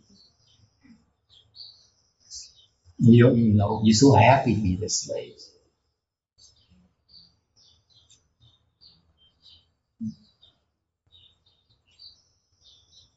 I'm not sure I want to translate it into Vietnamese because I'm going to lose more Vietnamese. All the American-speaking, English-speaking ones. It's very true. At least I have some Vietnamese to fall back on. But that's in any relationship. No, it is, especially for her. She's in that environment where all those people are in positions of power. Right. And they have to have servants. Yes. Và cái trường hợp bà đặc biệt là người ta bà trong những cái tư thế bà là những cái người xung quanh cuộc đời bà mà nương tựa là những người đó có tư thế, có địa vị, và họ cần phải có nô lệ. Otherwise, without servants, you cannot be a king. You cannot be a king unless you find yourself servants. And you have to train servants. You cannot buy them. Okay? And they'll be very good in training them. I tried to tell you last year. You didn't get it. Năm ngoái tôi giảng là ai muốn làm vua, người ta muốn làm vua là phải có nô lệ. Mà nô lệ mua không được, nô lệ phải huấn luyện cho nó, và cái loại nô lệ nó ở với mình. Nô lệ mua nó sẽ bỏ mình ra đi. Because you buy your servants, they will lead you one of these days to a higher bidder. If you train them, they will stay with you because they are blind. They have the blindness on. Smart people. I have tremendous respect for these. I'm bad mouthing them. No. That's the worldly dharma. Perfect. Yeah. Người nô lệ mà đúng như vậy nó sẽ ở với mình, tại sao không thấy điều nào hết hơn nữa. Còn mua nó là tôi sao nó bỏ đứa khác nó đại giá hơn nó bỏ mình đi. That's exactly your problem. You are blind. You have been blinders on all these years. So last year I told you I would get to open your blinders again. That's not comfortable. Okay, who's still with me? No. We're here. Sao mất hết chưa? Lạc đường hết chưa? I'm working on I promise you this. I promise you this. You can talk to me about anything. Tôi hứa quý vị, tôi nói gì với tôi đừng có sợ nữa. Because I have no taboos. Vì cái gì tôi nói được hết. Nói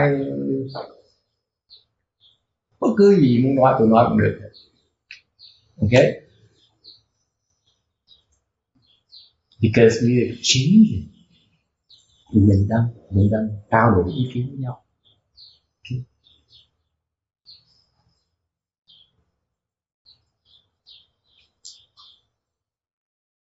Questions?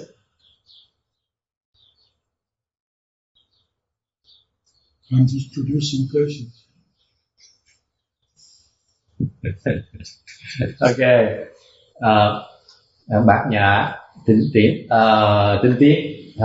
Parama tinh tiến, the fourth paramita, vigor.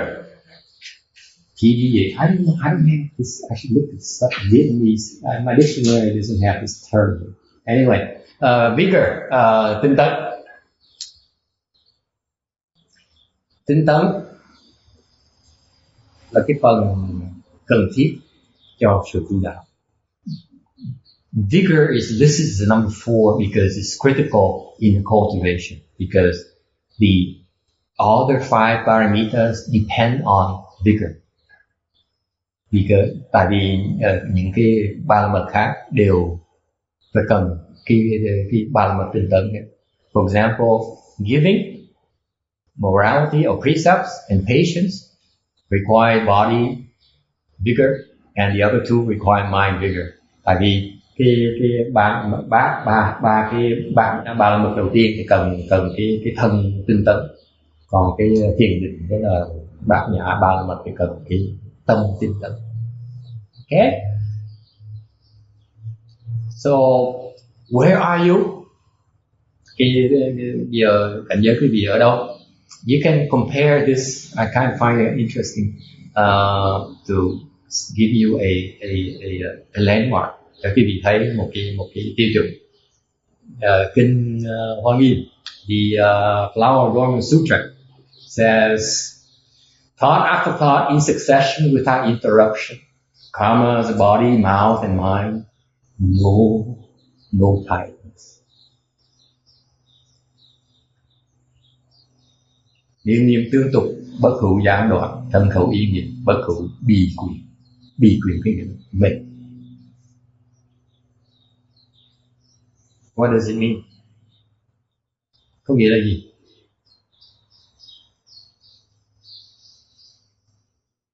This is the essence of vigor. Cái này là cái tinh túy của cái tinh tấn. Thì you are so vigorous that once you start something, that's a recite the Buddha's name, thought after thought, thinking of the Buddha, there's no interruption. There's no thought of tightness. Tại một khi mình niệm Phật rồi, mình có tâm thực sự tinh tấn thì tự động mình sẽ tiếp tục niệm liên tục, không gián đoạn mà không biết mệt mỏi. You need vigor because what happens is that what's the opposite of vigor? You feel tired, you want to rest. Tại mình ngược của tinh tấn thì mình mệt mỏi, mình muốn nghỉ. See, just like the other Pure Land sessions, they recite for a while and then they rest for half an hour so that you don't get too tired. Tại những cái chỗ khác là tu niệm Phật tu một thời gian sau nghỉ nửa tiếng để đừng có mệt quá. They don't understand. They haven't perfected the paramita of vigor. Then you're not getting a chance to perfect it either. Okay, make sure you apply vigor in the proper and good dharmas, not deviant and evil ones. Okay? Are you still with me, or are you way out of the ballpark? What is the mouth karma? Are you saying something? I mean, You use your mouth. but does that include sitting and not speaking and thinking? Hmm? If you're sitting thinking and not saying something, is that the That's no mouth karma, that's Okay. mind karma. Okay. That's mindful. Yeah. Okay. Hỏi về cái khẩu nghiệp và ý khẩu nghiệp là cái dùng cái miệng, ý nghiệp là một suy nghĩ. Okay, the mind karma is the one that's created by your sixth consciousness, by your thinking mind. Cái ý nghiệp là cái mà từ cái ý suy nghĩ mình tạo nghiệp. As see, it goes way over his head. Nói mà nó không để ý nữa. So I would just say mind karma means your mind thinking, your thinking mind is creating offenses, and it goes over his head because he's thinking. See that? You're not listening. You're thinking. You're trying to understand. I'm listening. I just can't listen without thinking about it. That's precisely the point. You can listen and don't think. Ngoài ra tôi chọc nó, tại vì tôi nói mới dạy nó là mình đang tạo ý nghiệp, là cái nghiệp suy nghĩ mình đang tạo nghiệp, thì nó nghe nó tiếp tục nó suy nghĩ tiếp. Hỏi nó nghe nó phải cần suy nghĩ nó mới hiểu được. Nó nói nghe mà đừng có suy nghĩ thì sẽ hiểu nhiều hơn. Because if you learn to listen without thinking about it, you will understand a whole lot more, Ken. A whole lot more. You're thinking too much. Way too much. You guys are just like brothers, twins or something. Way too much. You seem to try, they've been groping for, I got it, I understand this principle now. Give me another one. Nghe giảng pháp nữa. Tôi hiểu cái pháp rồi, cho tôi cái pháp. Đợi. Wait, don't go so fast, let me get this one first. That's what you do when you're thinking. I'd like to have more of those.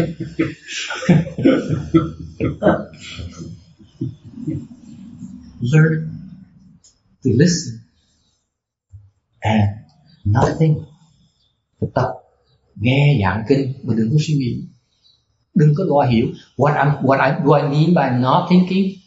Tôi ý muốn nói gì là khi tôi nói đừng có suy nghĩ, do not try to understand.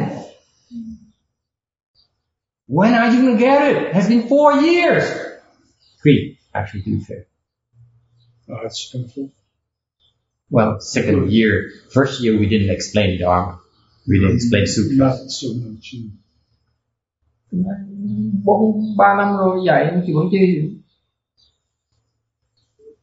It's called stupid.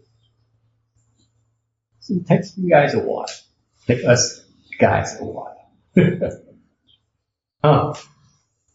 Learn to listen, and as soon as you try to understand, cut it out. There's nothing to understand.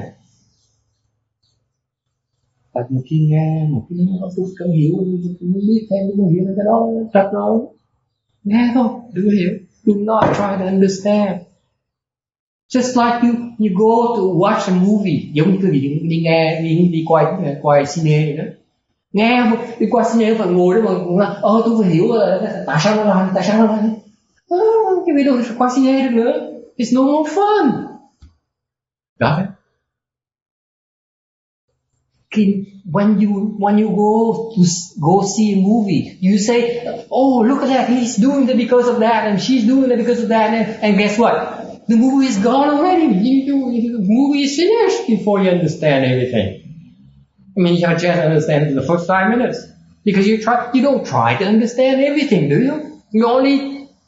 It's entertainment, therefore you only go along with it and then enjoy what you can.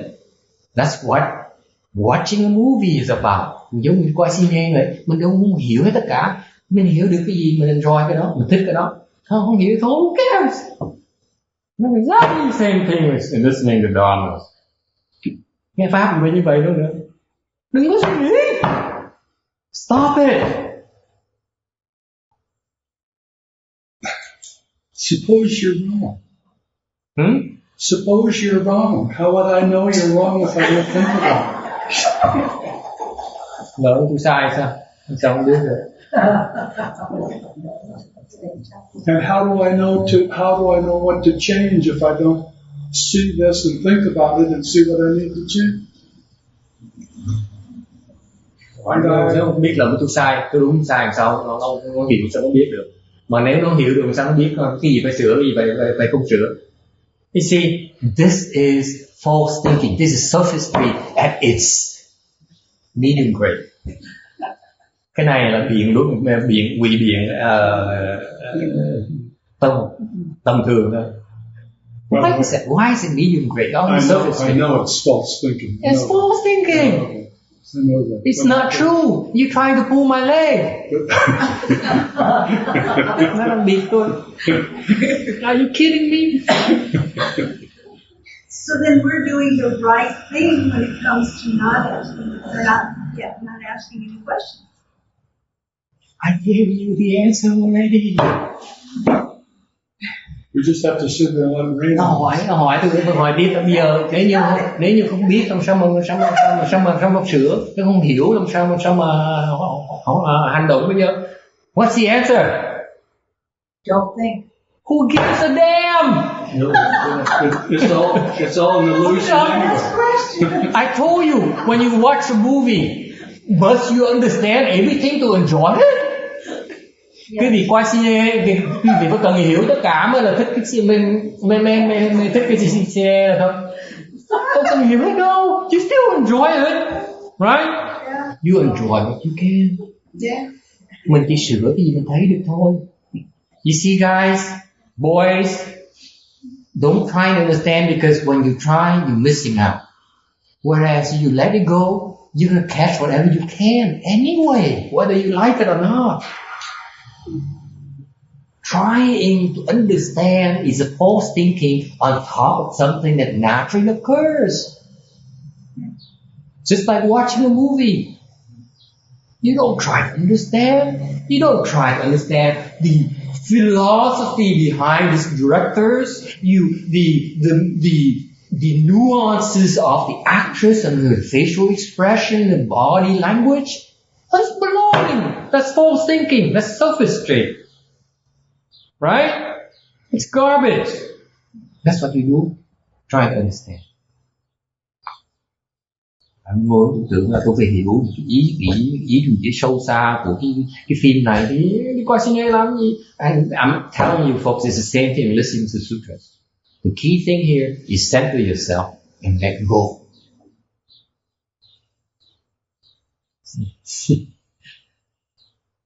Oh my God! Oh my God! Somebody done later.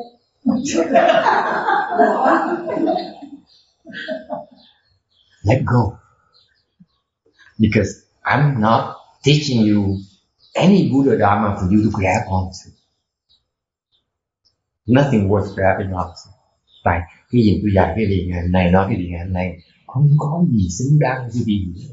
I can assure you, I can tell you on my grandmother's honor, there's nothing worthwhile for you to understand. Whatever I explained to you today, I can swear to you. How do we follow the path? How? Chỉ cảm ơn về ngày mà tôi giảng cái gì đó, không có gì xứng đáng để mình hiểu, không có gì đáng để mình hiểu, không có gì đáng để mình nghe.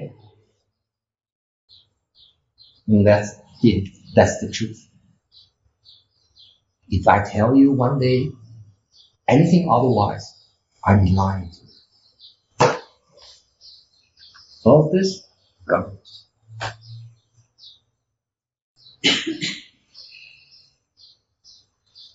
It's nothing to understand.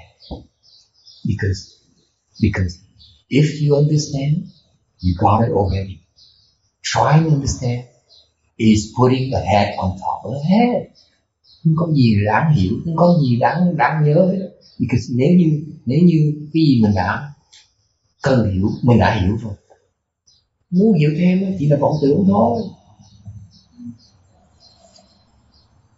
get it through with 6 calls. You guys are pathetic.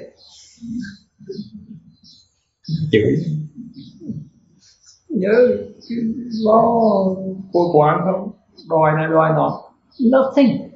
You sit there and I just freed you, Mel. I just freed you, Ken, from your trying to understand. I just freed her from these blinders. You better wake up to that. They've been putting blinders on you. They put the blinders on you and you're so stupid to allow them to stay there. Well, now, a little bit at a time and see the world. That's what you're doing right now. Okay?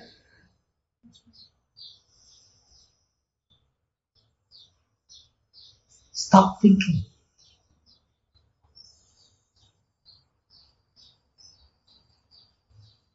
Because for you to understand what I just explained requires no thinking. Tại vì quý vị phải ngừng suy nghĩ, tại quý vị muốn hiểu gì tôi mới giảng đó, quý vị không được suy nghĩ mới hiểu được. Remember I talked to you about the 2 levels, about filiality of jhanas a while ago with the mother-in-law. Hồi nãy tôi nói chuyện học trò tôi, bà vợ chồng đó, tôi nói 2 trình độ của cái báo hiếu gì đó. For you to get there requires no thinking. That's why you're not there. Tại vì nó muốn tới đó, nó phải không được suy nghĩ. Nó chưa tới được tại nó đang còn suy nghĩ. Amy said, it's way over my head.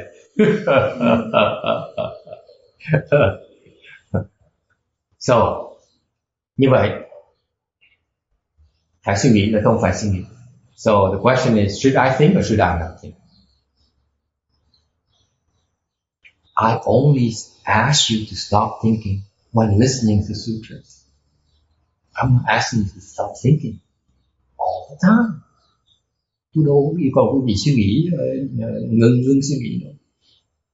Yêu cầu suy nghĩ, ngưng suy nghĩ khi nghe kinh thôi, nghe giảng pháp thôi, đừng có suy nghĩ, đừng có đòi hiểu. I'm asking you not to try to understand the Tao that's being explained to you. If you do that, you can penetrate it much faster. You can get there so much faster by not trying so hard. And that'll happen naturally. Đừng có dùng sức quá như vậy.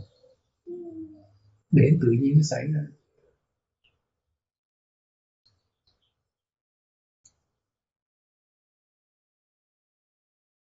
Questions? Are you kidding?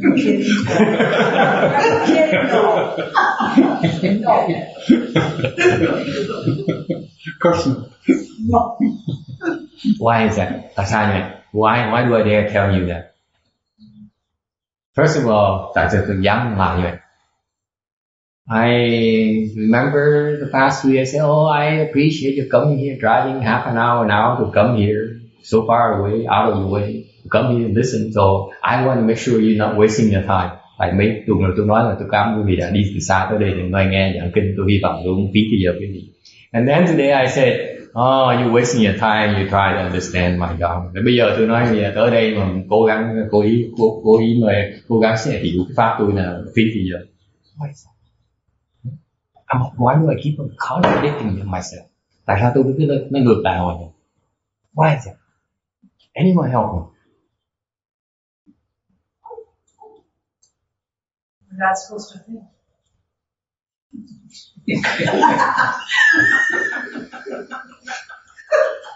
Good teacher. She got it. That was a Dharma question, not a sutra. That's it. Okay, I need another answer. Tôi xin một cái trả lời thứ gì nữa. That is right, but I need another answer because I can't live with that. Tại vì tôi cần cái trả lời cái gì. Can't live with it. Now you tell us, is it now you can't live with it? Because it doesn't apply to you. Let them speak for themselves. Tại vì cái bà này để người khác trả lời, bà không nên trả lời cho người khác. That's not right. Yes. Could it be I've heard you say before about needing to hear it and then hear it repeated, Yeah. and then hear it repeated again, that you're not wasting your time, that eventually you will get it, you will understand. Very good. You're not getting to the answer, but the point is the angle is very good. You're having the right approach. Và mà nói là tôi cứ nhắc trước, tôi nhắc là phải cần nghe pháp, nhai lui nhai tới nhiều lần. Tôi nói cái này không phải là đưa tới cái trả lời tôi, nhưng đều cái cách suy nghĩ là đúng. Because it's along that line. Because remember the analogy of watching a movie? Tại vì giống như hồi nãy tôi cho cái ví dụ về coi cine đó. Even you try your best, you cannot catch everything, can you? Mình cố gắng hết sức như vậy, mình thể hiểu tất cả, mình thể hiểu hết tất cả cái scenario, đúng không? No matter how hard you try, you're gonna think that will escape you, right? What is the point? The point is that you're limited. Sức mình có hạn thôi. Mình muốn cái sức làm cái gì? Because whatever you're capable of absorbing, you absorb naturally, right? Whatever your senses are able to receive and recognize, you are doing it already. Correct? Tại vì nếu như quý vị những cái lục căn quý vị mà đã có cái khả năng gì đó, khả năng làm gì hết, đâu cần làm hơn đâu. Muốn làm hơn cũng làm hơn không được nữa. Even if you wanted to work more, to get more of it, it's maxed out. Right? You buy that? Có tin không? Why can't I do both? Hang on. I'm getting there. See that? First of all, you realize that your sensors are at full capacity right now. Whatever you can receive, it is has been processed already. Whether you like it or not, whether you want it or not, it is being processed. Cái lục căn mình nó đang hoạt, nó đang làm việc, mình đâu cần làm hơn, nó là hết sức rồi. Right? Any problem with that? See, there's a logic behind my reasoning here. Any objection so far? Có ai bất đồng ý không? So you realize that the point number one, it's being done. You are maxed out. Okay? Mình hết sức rồi. Right? Thì mình cố gắng thêm mình làm cái gì nữa? There's so much water can go through the pipe. Cái nước ra qua cái ống nước đó chỉ là dẫn nước chừng đó thôi. Whether you want to force more water through the pipe is not possible. You are limited. We are limited. Right? By our sense organs. Sức mình nó có hạn cái chừng đó thôi. Không thể hơn được. Cái đòi hơn là cái vọng tưởng. Your wanting more is a false thought, is a false thinking. Drop it, cut it out. That's what I'm trying to point out to you for years now. It is useless. It's simply a false thought. I've already got it basically anyway. Tại vì đã hết sức rồi thì cái vọng tưởng nhảy lên rồi, tôi muốn hiểu thêm đó, chỉ một cái vọng tưởng thôi, nó vô ích, nó không giúp được gì hết. That's number one. Number two, you have the fact, what she's referring to is that now you know you're maxed out. Cần cái gì mình biết, mình hết sức rồi. Một lần nó đi ngang một cái, 100 con ruồi đi ngang thì mình chỉ nhận được một con ruồi là được là cái thôi. So 100 flies fly through the air, and you can recognize only one of them as either male or female each time, right? So you have 100 of them. So what do? You make them fly over 100 times. Nhiều con 100 ruồi, mình mới thấy một con ruồi, mình cần thấy 100 con ruồi, thì bắt nó bay 100 lần thôi. Right? That's what repetition is about. Mình phải nghe tiếp. That's why you keep on hearing it again. Do not think that you can listen to the lecture once and then you got it. You can't. Nghe lần sao hiểu thế được? Sức mình có hạn mà. Because you limited. We are all limited. So we need repetition. That's why I keep on harping about repetition. Bây giờ tôi cứ nhắc quý vị là phải cần nghe luôn nghe tới. Okay? Any objections? Ai bắt đầu với nhau? Lost already. So far so good. Number 3. What's number 3? Lý do thứ ba là gì?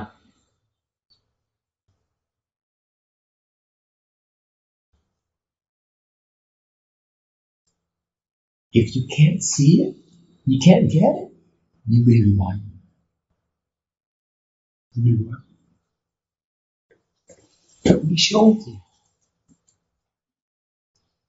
Cái lý do thứ ba gì? Nếu như quý vị mà không hiểu được thì sẽ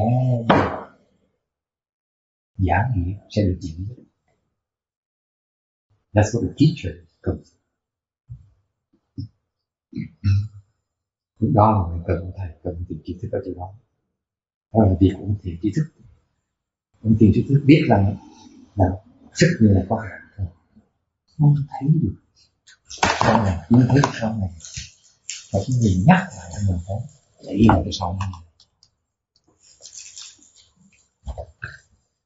This is where the job of the teacher is important, because he or she will realize, will be aware of your limitations, and he or she says, okay, time for him now, or her now, to see the other side.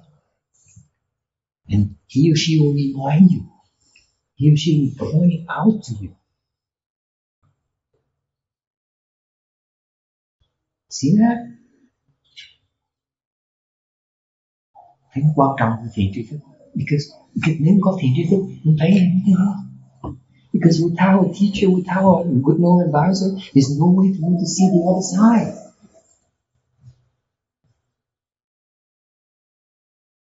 Because of your limitations. There's 100 flies. 100 ruồi đi ngang. Biết con ruồi nó quan trọng hơn biết con nào được. How do you know which one is important to you? Somebody's point out, hey, that's number 56. Người ta nói, con đùa kia kìa. Nhìn đùa kia thì mới gỡ được cái rối của mình.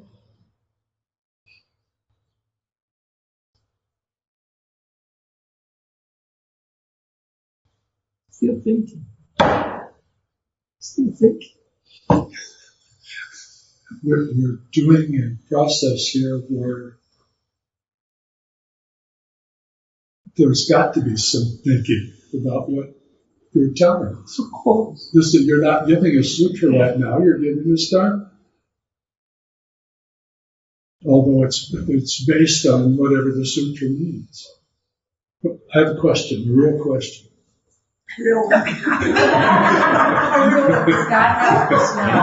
I think I needed to make sure that I thought it was a real question.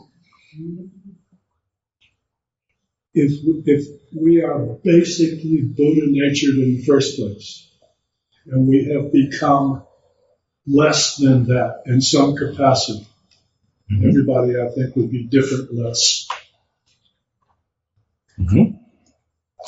The way we got where we are was being taught by peers and those around us to be this way. Why don't we have to look at the Dharma and see it, which is a thought process, to get rid of it? That's the end of the question. Repeat that. Hỏi lại, nhắc lại. Because I did not get the question.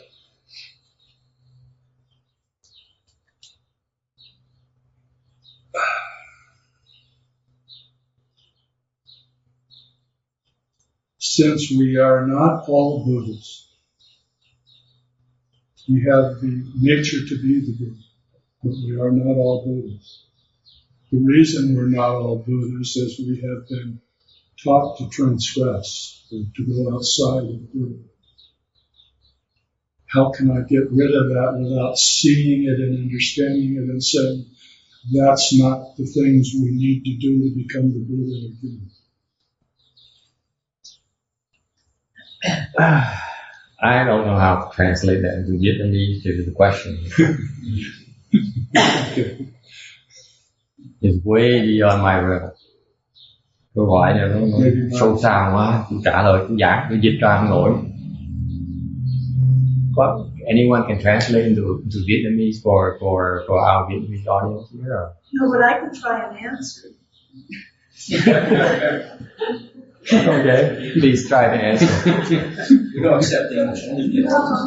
I don't know, maybe if I understood the question right, but wouldn't it be that to those who understand, no explanation is necessary, and those who don't understand, no explanation is possible? It's both the same thing. He's thinking too much. That's one's not necessary, the other that's the answer. He's thinking too much. Sound familiar, huh? He's thinking too much. He's still thinking. It's the last 15 minutes I've been trying to tell him not to stop thinking. But the last 3 years, his momentum is unstoppable. Because every time I see him, I throw something, I throw a small bone at him, and he gets so excited. So, oh wow, today I learned something new today. Oh, I'm so close, much closer to Buddhahood. 3 năm rồi tôi thấy nó lâu tôi gặp nó, tôi gặp nó thấy nó con xương nhỏ nó khoái quá. Ô này tôi hiểu thêm một cái đạo lý khác, tôi sắp thành Phật rồi, tôi sắp thành Bồ Tát. And he gets so much further. Càng ngày càng xa. Because you're trying so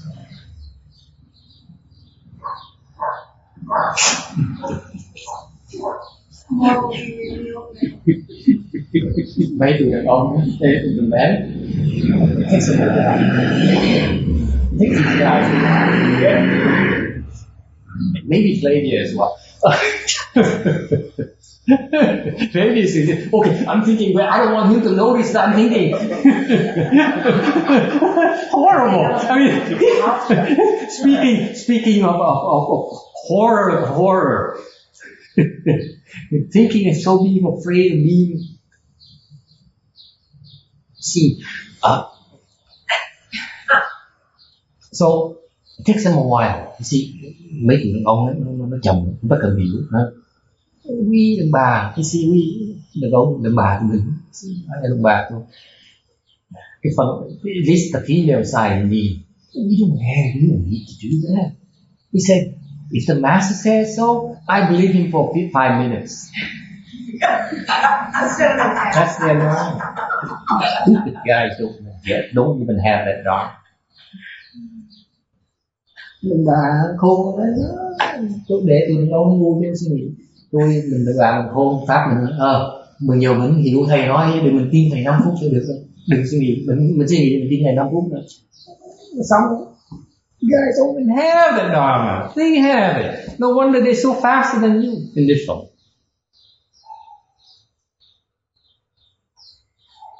They execute. You guys, wait. Let me understand before I jump head first. You're exactly where we were 2 hours and 10 minutes ago. Exactly. You still don't get it. The same. You still don't get it. Because you still don't get it. Before we leave now. You see, a good portion of the female side, cái bên phía đàn bà này, a good portion of them now are relaxed because they say, why this guy is so comical? Because they tại vì mấy người phụ nữ nghĩ là cái ông này nói chuyện vui. That's all it takes. Didn't I just tell you it's nothing that important? I've been telling you. That's why I take it as entertainment. You're trying so hard. Way too hard.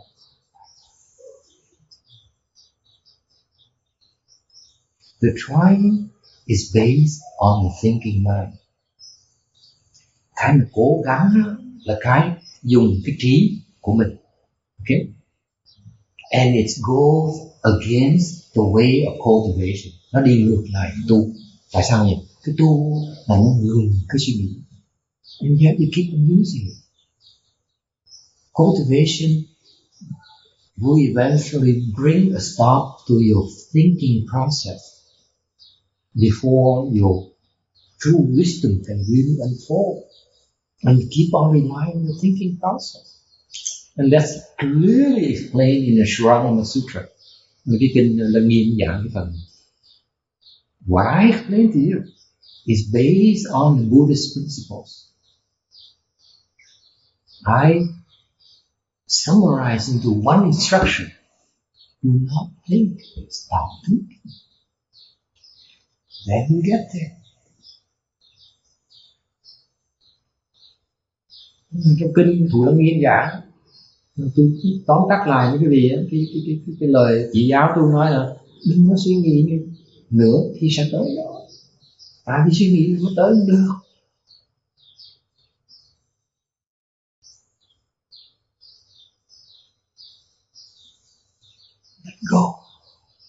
Let go of that desire to understand.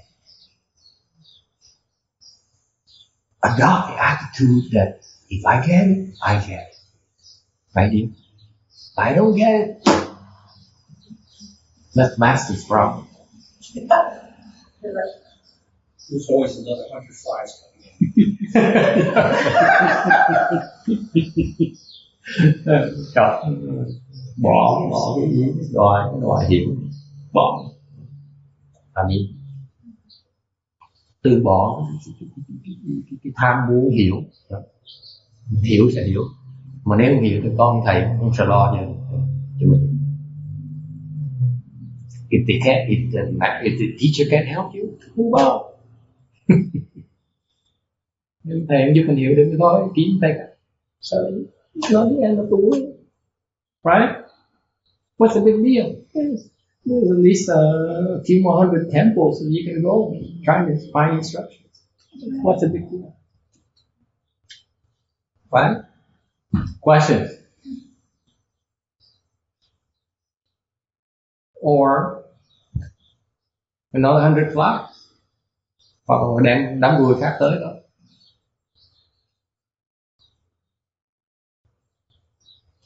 This is where the externalist thinking and understanding the for sure, because they try so hard. It's funny we talk about vigor, that's trying very hard, and yet the utmost form of vigor is that you let go of even trying. You even let go of vigor. Mình nói cái bát nhã, cái ba la mật, tinh tiến ba la mật là mình cố gắng hết sức, mà tôi mới giảng cái tinh tấn ba la mật này, thì cái mà cái tinh tấn tối cao như cái bỏ đi tinh tấn. Stop trying. That's the utmost.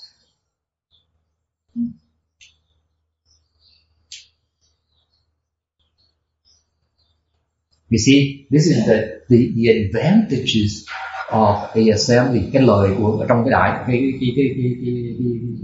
đại chúng như vậy. Because I am faced with the fact that I have new people here. Tại tôi đang kẹt vào cái thế vào thế là có nhiều người mới tới đây. The various levels có những trình độ khác nhau. Okay, but the level of them guys are stuck at the highest level. Requires you to even let go even more for what is most important to you, to understand. That's the only way for you to break through. Tại vì cái độ họ cao rồi, họ phải bỏ cái ý muốn đó, họ thoát được.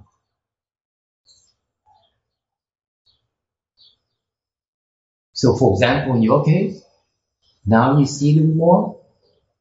Your reaction, your attitude should be that, okay, you're still my master. All of you are still my master. But I will stop trying to please you. That's the antidote. They train you to believe that your raison d'être, your reason for existence, is to please them, to serve them, to try to make them happy.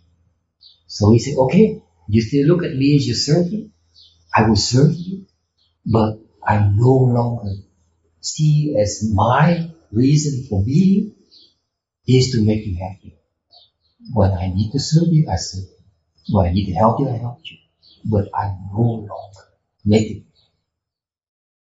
my motive, my modus operandi as to please you. If I please you, fine. I don't please you, big deal. Your loss, not mine. That's how you free yourself from these shackles. See, you don't ask me the question, but I'm running out of things to say because these stupid guys are still thinking. So I move on.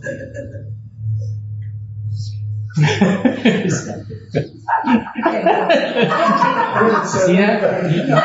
You're supposed to ask me. If you were to ask me, because what do I do? Then I would have offered you that. But you see, because I'm running out of things to say, because while they're still processing it, okay, I'm illustrating the point while they're still processing, thinking, I'm moving on already, and then think about it. That's my message to them. And if they enjoy our talk, they will drop the thinking and they will join in they can move on with us. That's my antidote for them. Got that? Yes. But Yeah. at the risk of wallowing. At the risk of being called stupid, yes. At the risk of being called thoughtful. The Dharma is not nutrition. It basically is something that works at removing karmic. Excellent. Karma masks the Buddha. Excellent. Good point. And what is the question? It's not. What is a stupid comment? What is the stupidity behind this? Okay, show me a stupidity. It's like acid or detergent. It works on the impurities that were covering up the Buddha within us. And it basically reduces, it gives us something to look at and then renounce and go on to the next life. You got it, son. No award for him because he's been too stupid too long.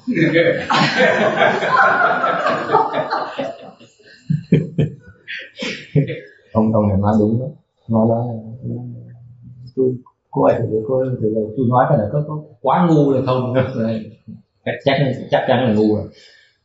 Tôi nói là cái pháp á là trừ là không. Đại khái nói như vậy. Nếu như rửa cái dơ bẩn đó đi, chứng kiến basically, the way I would put it is that Dharma is subtraction. Cultivation is subtraction, not addition.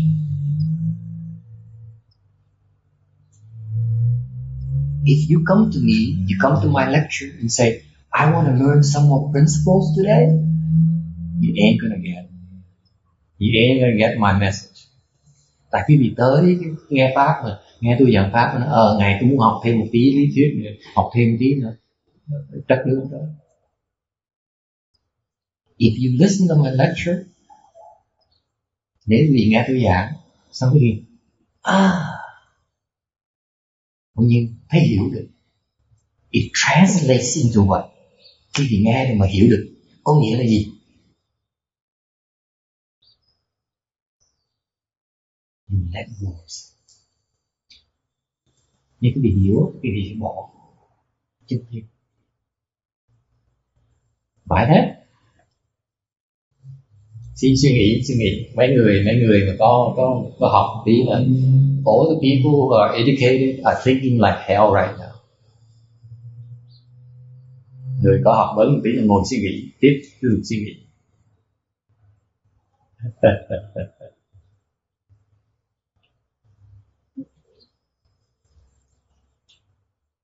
Yes, from You see, this is why in cultivation of Buddha Dharma, everyone is the same equal footing.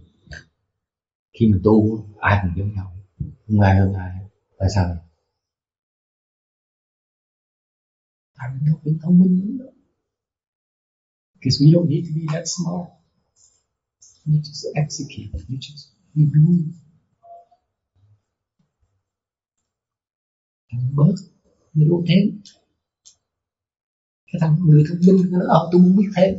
Còn người mà có huệ là người tôi muốn thêm, tôi muốn bớt. Because the wise, the smart ones are the one who says, let me have some more. Sounds familiar? I want some more. The wise one are the one who says, I want less.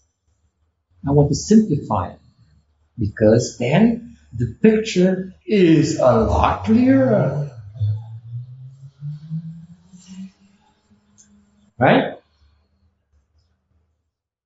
The more you have, the more you're confusing the picture. The more complicated it gets. The more it is, the more difficult it is for you to understand. Muốn hiểu mà cứ thêm thì càng ngày nó càng thêm, càng ngày nó càng phức tạp hơn. Cách nào hiểu được thêm. Còn muốn hiểu một cách mà hay hơn, mình chặt nó ra, mình giản dị hóa nó thì mình mới hiểu được. Right? You really want to understand, you strip it to the bare bone essence. It's not complicated with all the foliage and the twigs. Every time you want something more, you add in more. You add in more foliage, you add in more twigs, more branches, flowers. It's complicated. You can't see the essence of it. By that? Amazing. All these guys are the first or second time they attend a lecture. Some of them have never crossed their legs before in their entire life and will never do that the rest of their lives. And yet they listen here and listen to the very profound principles of Buddhism, of wisdom.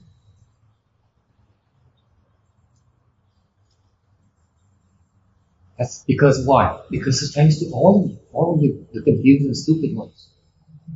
You are so stuck that it takes being to your head, to your thick skulls, for them to listen. And they say,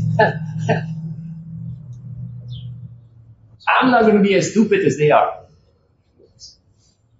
Why do you think it takes you a few years before you reach your level where these guys only takes them only much shorter? Because they don't have as much as luggage as you do. Tại sao mấy người này, mấy năm trời mới đạt được rồi, bác được, còn mấy tụi nhóc này là 2 năm, 1 năm nó đạt, nó bác được. Tại sao? Cái thành lý đem đồ theo. Right? Open your eyes and see why you are still stuck. Because your approach is wrong.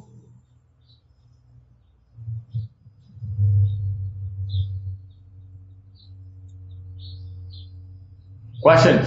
How much you have?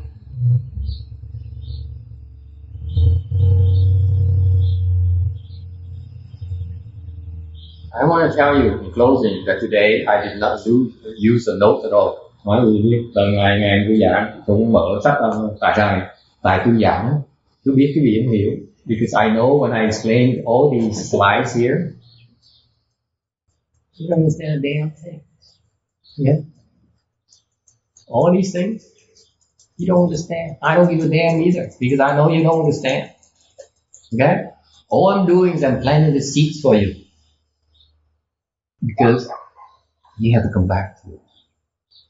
Tôi biết cái gì không hiểu được. Tôi không thèm coi chịu nước, tại vì trong này có nhiều có tháng tôi không thèm giảm. Tôi biết cái gì không ai hiểu gì hết á. I know you don't understand anything. And I don't want you to understand anything. I only want you to remember to stop thinking. Stop trying to understand. That's my message today. Ngày hôm nay tôi muốn bị hiểu gì hết. Tôi muốn chỉ bị nhớ là bớt suy nghĩ, đừng có suy nghĩ, đừng có lo hiểu. Because if you are supposed to understand, you have already understood. Right? Huh? If you cannot understand, there's nothing I can do about it. There's nothing you can do about it. Have to try again. So my whole think about it. Tại vì nếu mà hiểu được là đã hiểu rồi. Tôi hiểu thêm làm gì? Hiểu thêm cũng được nữa. And so it's always the future. It's always second time. More servings. You have to come back. Okay? This theater shows reruns. That's why we have recordings and we have all these things. You know, tại vì bởi vì có những cái thu mấy cái lời giảng này, because let me tell you, I tell you the truth. Okay? All the years I searched for a good known advisor, bao nhiêu mấy năm trời sáng, this morning I explained to you about my master putting me through 8 years of searching for a teacher. Thầy tôi bỏ tôi qua 8 năm thử thách để kiếm một thầy khác. I found no one. In all these 8 years, trong 8 năm rồi, tôi kiếm thầy mà kiếm không ra. Tôi biết tôi làm gì? You know what I did? I kept on listening to his tapes. Tôi cứ nghe cái lời ông giảng. Nghe hỏi, cái nhai luôn nha. Tất cả nó giảng đấy. Nó giảng mình thấy giảng trật. So what did he do? Make me do? He made me listen to him for 8 years. Speaking of a con job, that pisses me off.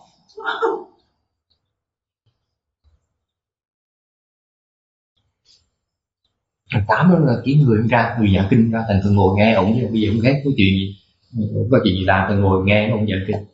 And guess what? For 8 years, they go and cycle through my brains, 100 flies here, 100 flies there, time and time again. And every time you get something more, a little bit more, a little bit more, a little bit more, for 8 years. 8 năm trời bắt nha luôn nha thôi, mỗi lần thêm mình tiếp lên. Yeah, that's what patience, right? Patience paramita, nhẫn nhục, right? It's called vigor paramita, tinh tấn. Why is it? Because I did not stop. Tôi không ngừng đâu, mới là tinh tấn nó ngừng, nghỉ, đâu nghỉ đâu, tiếp tục làm. Precepts, right? If I didn't keep precepts, I'm going to go to the hells for sure. Okay? See, he forced me to go through the process. Back over. You see how mean he is. He made me do it without saying a single word. Patience. Because when the time for you, when all the foundations are built properly, are ready, are established, then you can build anything on top. Tại vì một kia mình bỏ thì giờ mình xây cái nền móng thì xây cái nhà lâu gì cũng được, xây cái gì trên cũng được. Okay? Questions? Okay, again, it's past 4 o'clock. I apologize. I do go overboard. Xin lỗi quý vị đã giảng hơi dài dòng. Let's do transference and then go to the movies. Yes. Which one? See a rerun. Lord of the Flies. Slumdog Millionaire?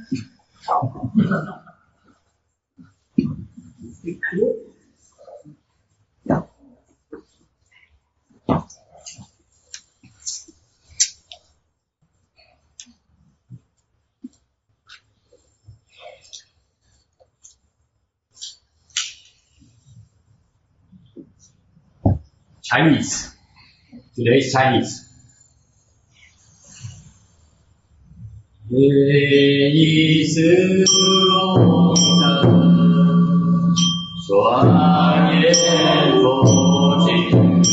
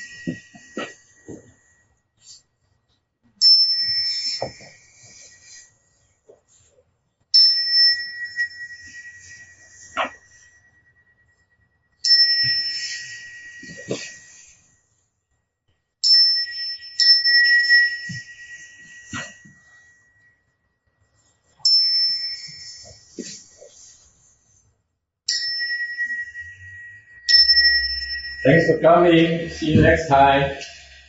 顶礼，顶礼老和尚。